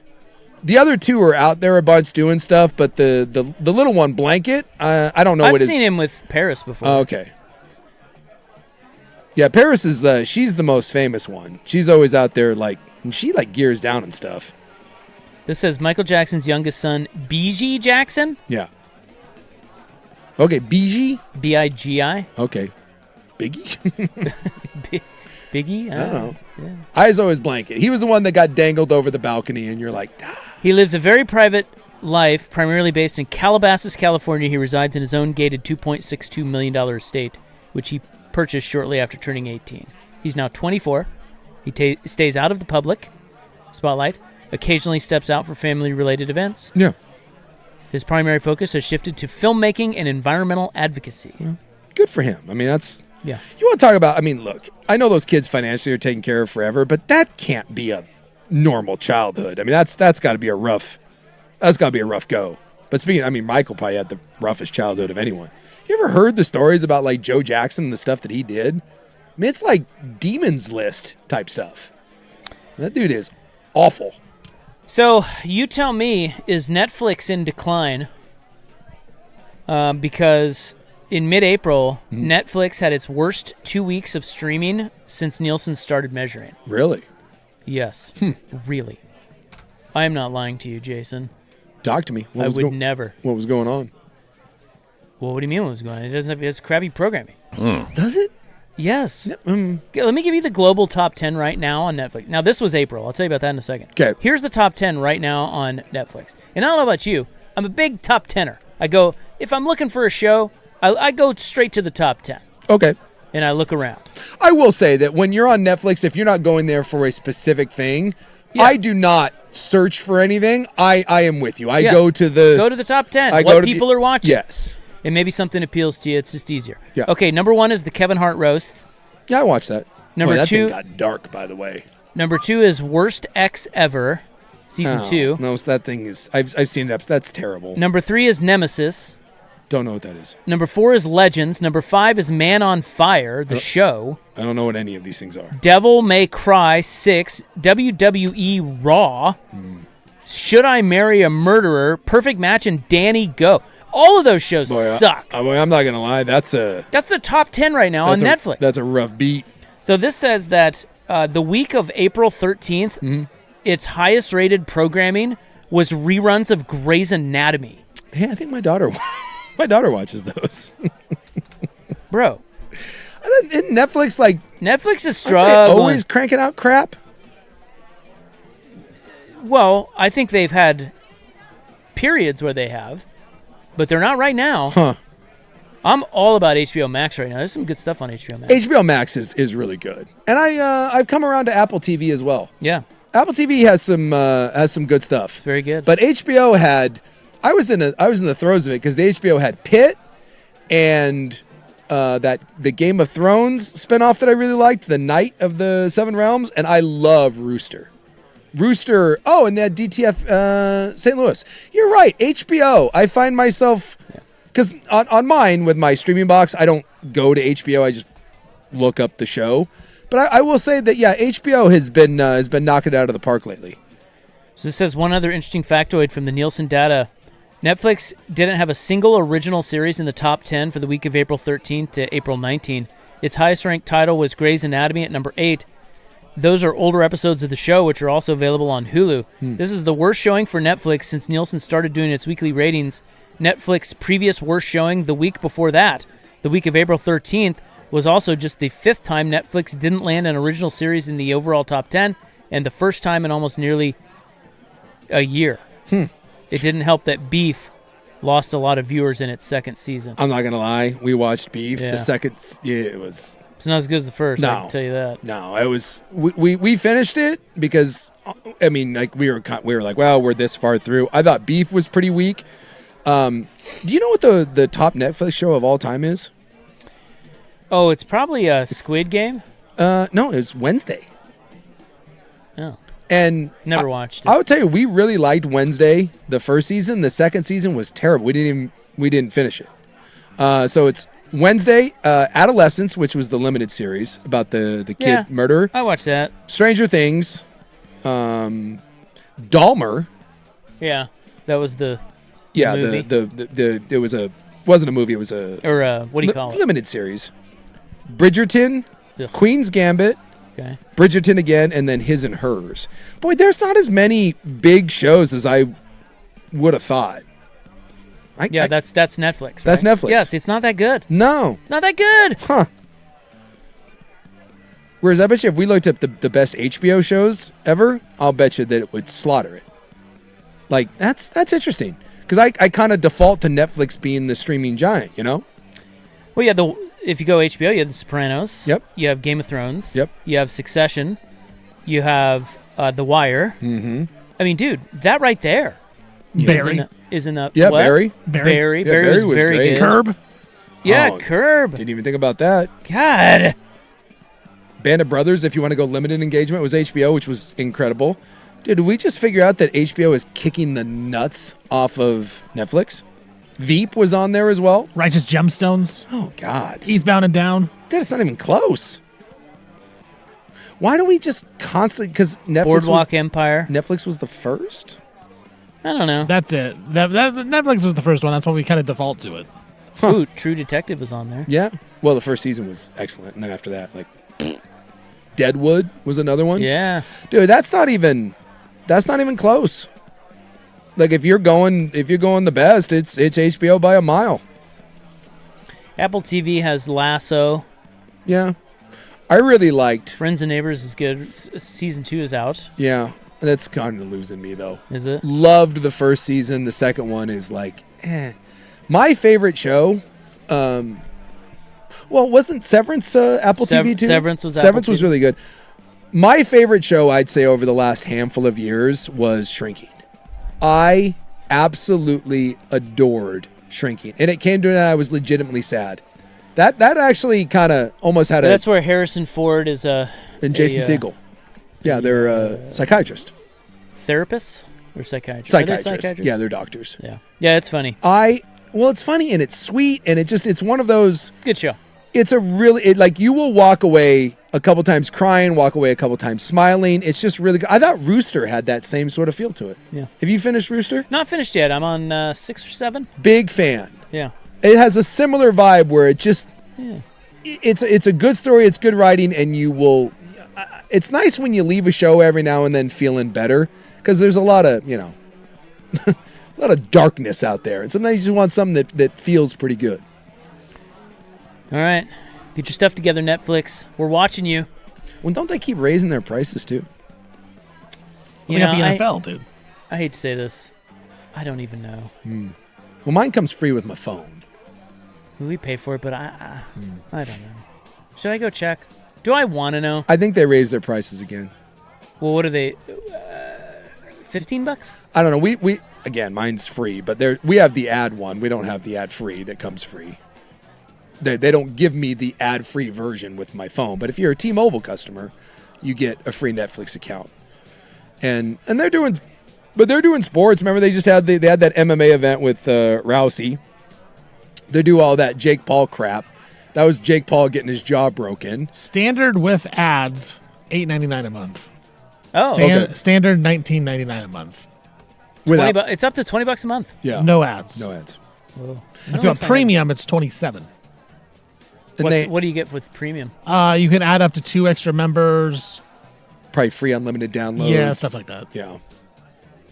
Because what was that?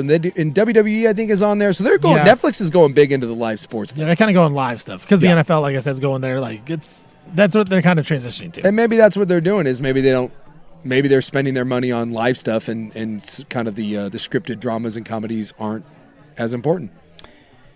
All right, coming up next, how quickly are most Americans blowing through their paychecks on The Fan?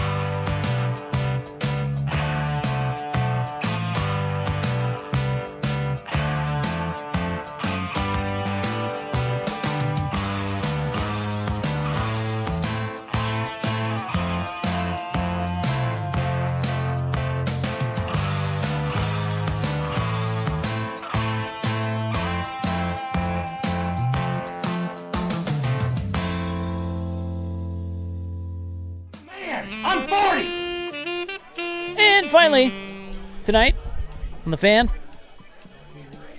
Let's go. Let's go. Let's do go. We're going to go in 15 minutes. We're not ready yet. I'll get one more story for you. It's more like 10 minutes, by the way. Yeah. Better slow down. Mm-hmm. Pace yourself, man. Pace yourself. What's going on around here? You got 10 minutes of content or what? I don't know. That's why we're chewing clock here. Don't worry. We can bleed this thing out. No. Going to the 4-minute offense, boys. Double tight. We got 15 minutes. No, it's 10. No, it's 9:45. Let's run that clock. 9:50. Stay in bounds. 9:30. Cavs up 9. How long could we sit in silence? You've attempted this before, I believe. have, yeah. It gets real awkward after about 9 seconds. 9? Yeah. You have about 9 seconds, and it's like, oh my God, don't do this. What were you saying now? You had some sort of, you had hot content coming our way. Great. He's now gone into full stall mode. He said Cavs are up by 9. Cavs are whooping them. Cavs are whooping the Knicks. Yeah, Cavs look pretty good. What? No, I heard the guy from... and the Knicks don't. I heard the guy said that the Knicks were going to win by 20 tonight. Hey, it's a long series, you know. It's a lock. Are we sleeping on the future NBA champions, Cleveland Cavaliers? I don't want to say something bad about Nick Kostos because I don't know Nick Kostos. Nor do I. But it sure seems like every time he says something on those little vignettes, he is dead wrong. And it just seems that way. Maybe just because we accentuate the losses. It's probably true. He's got a great voice, though. I love his voice. Yes. His show is somewhat entertaining. I used to listen to it a little bit. I just looked up Nick Kostos. Sounds like Pharrell in the bag. I can't say I knew what Nick Kostos He has great hair. He does have great hair. And so what is he? Is he like he's like a professional gambler guy? I mean, he's just a radio guy that kind of got into... Oh, he's a radio guy. That got into the gambling There's nothing space. I love more than random radio guy that decides he's a gambling expert. That was like the Will Ortner thing. Like, Will's like, yeah, Big Will bets. Like, what exactly? He's been doing a gambling show for like 8 to 10 years, though. Like, he was like the first guy in the gambling space that focused on all gambling. Hell yeah. That makes him an expert. Yeah. You should listen to him. Now, where is he out of? Do we know? New York. Yeah, he's got a real New York. He's a New York guy. Come on. Come on. The name like Nick Kostos and that slick back hair? That guy's got Long Island written all over him. GTL, right? Was that Jim Tan Laundry, right? Yeah, Jim Tan Laundry. That's right. Hell of a time. Cabs it. What are those people called? The Jersey Shore. Yeah, Jersey Shore. Yeah. Yeah, that's right, Cabs here. DJ Pauly D. I'm sure they're all doing great. Actually, they are. They had a reunion not too long ago. Did My wife they? was watching it. Yeah, they all look kind of the same. Sammy Sweetheart looks great. Little Oompa Loompa Snooki, right? Yeah, Snooki's had some work done. Yeah. You know, they're all parents now. You know, the situation's a little bloated, but... Can you imagine that's your dad? Your dad's the situation? The situation. You watch your mom get crabs on national television when you grow up? You're like, what? It's my mom? A Talker research survey of U.S. adults found that the average respondent earning around $79,000 a year would willingly hand over nearly $57,000 of that annually just to feel secure. That is roughly 72 cents of every dollar earned gone in exchange for a sense of calm and stability. In other words, people are saying, hey, listen, you pay me $57,000 a year, generally speaking. Sure. You pay me $57,000 a year as long as you guarantee I'm... well, is that calm or am I taken care of? Well, it's like stability. It's like... So this same study says, guess how long it takes for the average American to blow through their paycheck? So every 2 weeks? Wait, hold on. It says blah, blah. The average American burns through nearly half their paycheck. Okay, how long does it take for the average American to burn through nearly half of their paycheck? Okay. Half. I just don't want to waste money. Oh, my God, dude. I'm going to say like 4 days. 2 days. Yeah. I mean, you think about it, right? Like, you get paid on the first, and mortgage comes out, right? Your car payment comes out. I'm guessing for most people, that's it right there. So what the survey is showing, it's kind of confusing, but what it's showing is that a lot of people are saying that they would pay for simply peace of mind. Sure. And not have to worry about where the cash crunch every month. Yeah. Well, I mean, that's like my daughter lives in Korea now, and she talks about this, and it's like one of those things that if you want, it's like when you look at the happiness index, we are not anywhere near it. No. It's we're all stressed. Yeah. Fighting and shooting each other. And so you go to like, the Scandinavian countries and they're all happy, but they're also not rich. So it's the idea of, my daughter talks about this, if you want to start a business and you want to try to build a lot of wealth, then there's no greater place to do it than the United States. But if you're trying to just be, Johnny Paycheck and you're just trying to live a normal life or whatever, it's much easier and you're much happier living in other countries. So it's like this lie that gets told. It's like we get told about American exceptionalism, but there's a lot of people that social programs would do those people way better, but they want the illusion that they're going to go on and start a business and become a millionaire. And when they have no intention of doing so, but we use that. That's why social programs have become it's like a toxic word now. Like, whether that's education, whether that's healthcare, it's like the idea of you bring up socialism and people freak the F out. But a lot of those programs like Social Security, GI Bills, a lot of stuff like that ended up was one of the things that kind of built our country and what makes a lot of other places stability, like you said, like that sense of calm. But here I don't think that'll ever change because of the political climate. We've done a real good job in this country of having that become a buzzword where I'm not taking care of you, I'm only going to take care of me. Screw you. So what do you think the average amount of money people would pay for that peace of mind? So they put a number on it. Mm-hmm. I mean, that number's different for everybody. But you're saying per month? No, per year. Per year? They would give up this much of their salary to just have the guarantee that they don't have to have financial anxiety on a daily basis. I'll bet you that number is really, really high. I bet you that's a good hunk of people's paychecks. $21,000 a year, they say. Yeah. Just to be able to afford, always being able to afford necessities like groceries and medications, they will pay $21,000 a year. Yeah, and I'm guessing for people that are like that, I'm guessing that $21,000 is a huge portion of their... Right. To some people, if you're doing well out there, if you and your wife are making a bunch of money, like, of course I'd pay 21. But if, for some people, that's, half or a third of your entire earnings. And people would still do that. Stuff's expensive out there, man. There ain't nothing. I mean, we talk about it all the time. Like, stuff ain't getting any cheaper. And wages aren't going up. It's tough out there. You're starting to feel more and more people that are coming around to that notion. Even people that were previously doing pretty well. It's no longer just kind of there was always that aspect of like the people that were really struggling to get by. And I think more and more it's becoming middle class people. What used to be middle class are now coming around to the notion of stuff is really expensive out there. It's hard out here. Yeah. For a pimp. You and Cat Williams? I think that's that movie. Yeah, that's who's the guy with the small ween? Terrence Howard. Terrence Howard. Yeah. It's from that Terrence Howard movie. Oh. Well, sure, go look at cars now. We talked about it, but Hustle and Flow. Thank you. There it is. I used to think Toyota Camrys and Accords were supposed to be the really affordable car. Nuh-uh. This thing's 45 G. It's 40 G's now. Is there an affordable car anymore? I don't know. I think they said now, if I'm not mistaken, and I may have the number off, but I think we do not now have a brand new 2026 car under 20 grand. It might be. There's a number. It's either 18, something like that, where there is no longer a car that is for sale that's brand new that is below that certain threshold. So, to some extent, no, there's no longer an affordable car. Got to buy an old beater. Yeah. Couple grand. Yeah, it's tough, man. Cash. Yeah.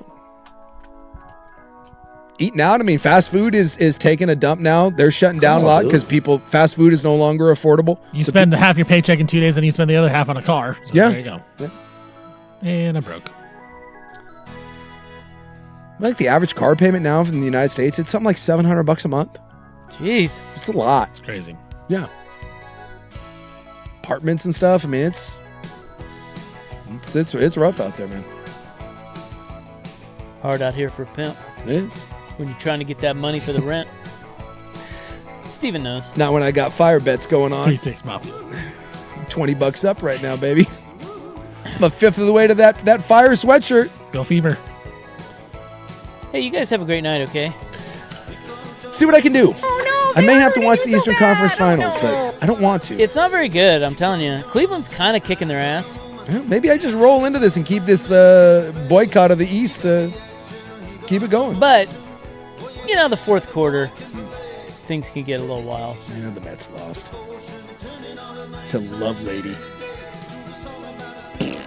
We want you to have a wonderful night, okay? So we're back tomorrow, 3 to 7 on the Fan. Good night.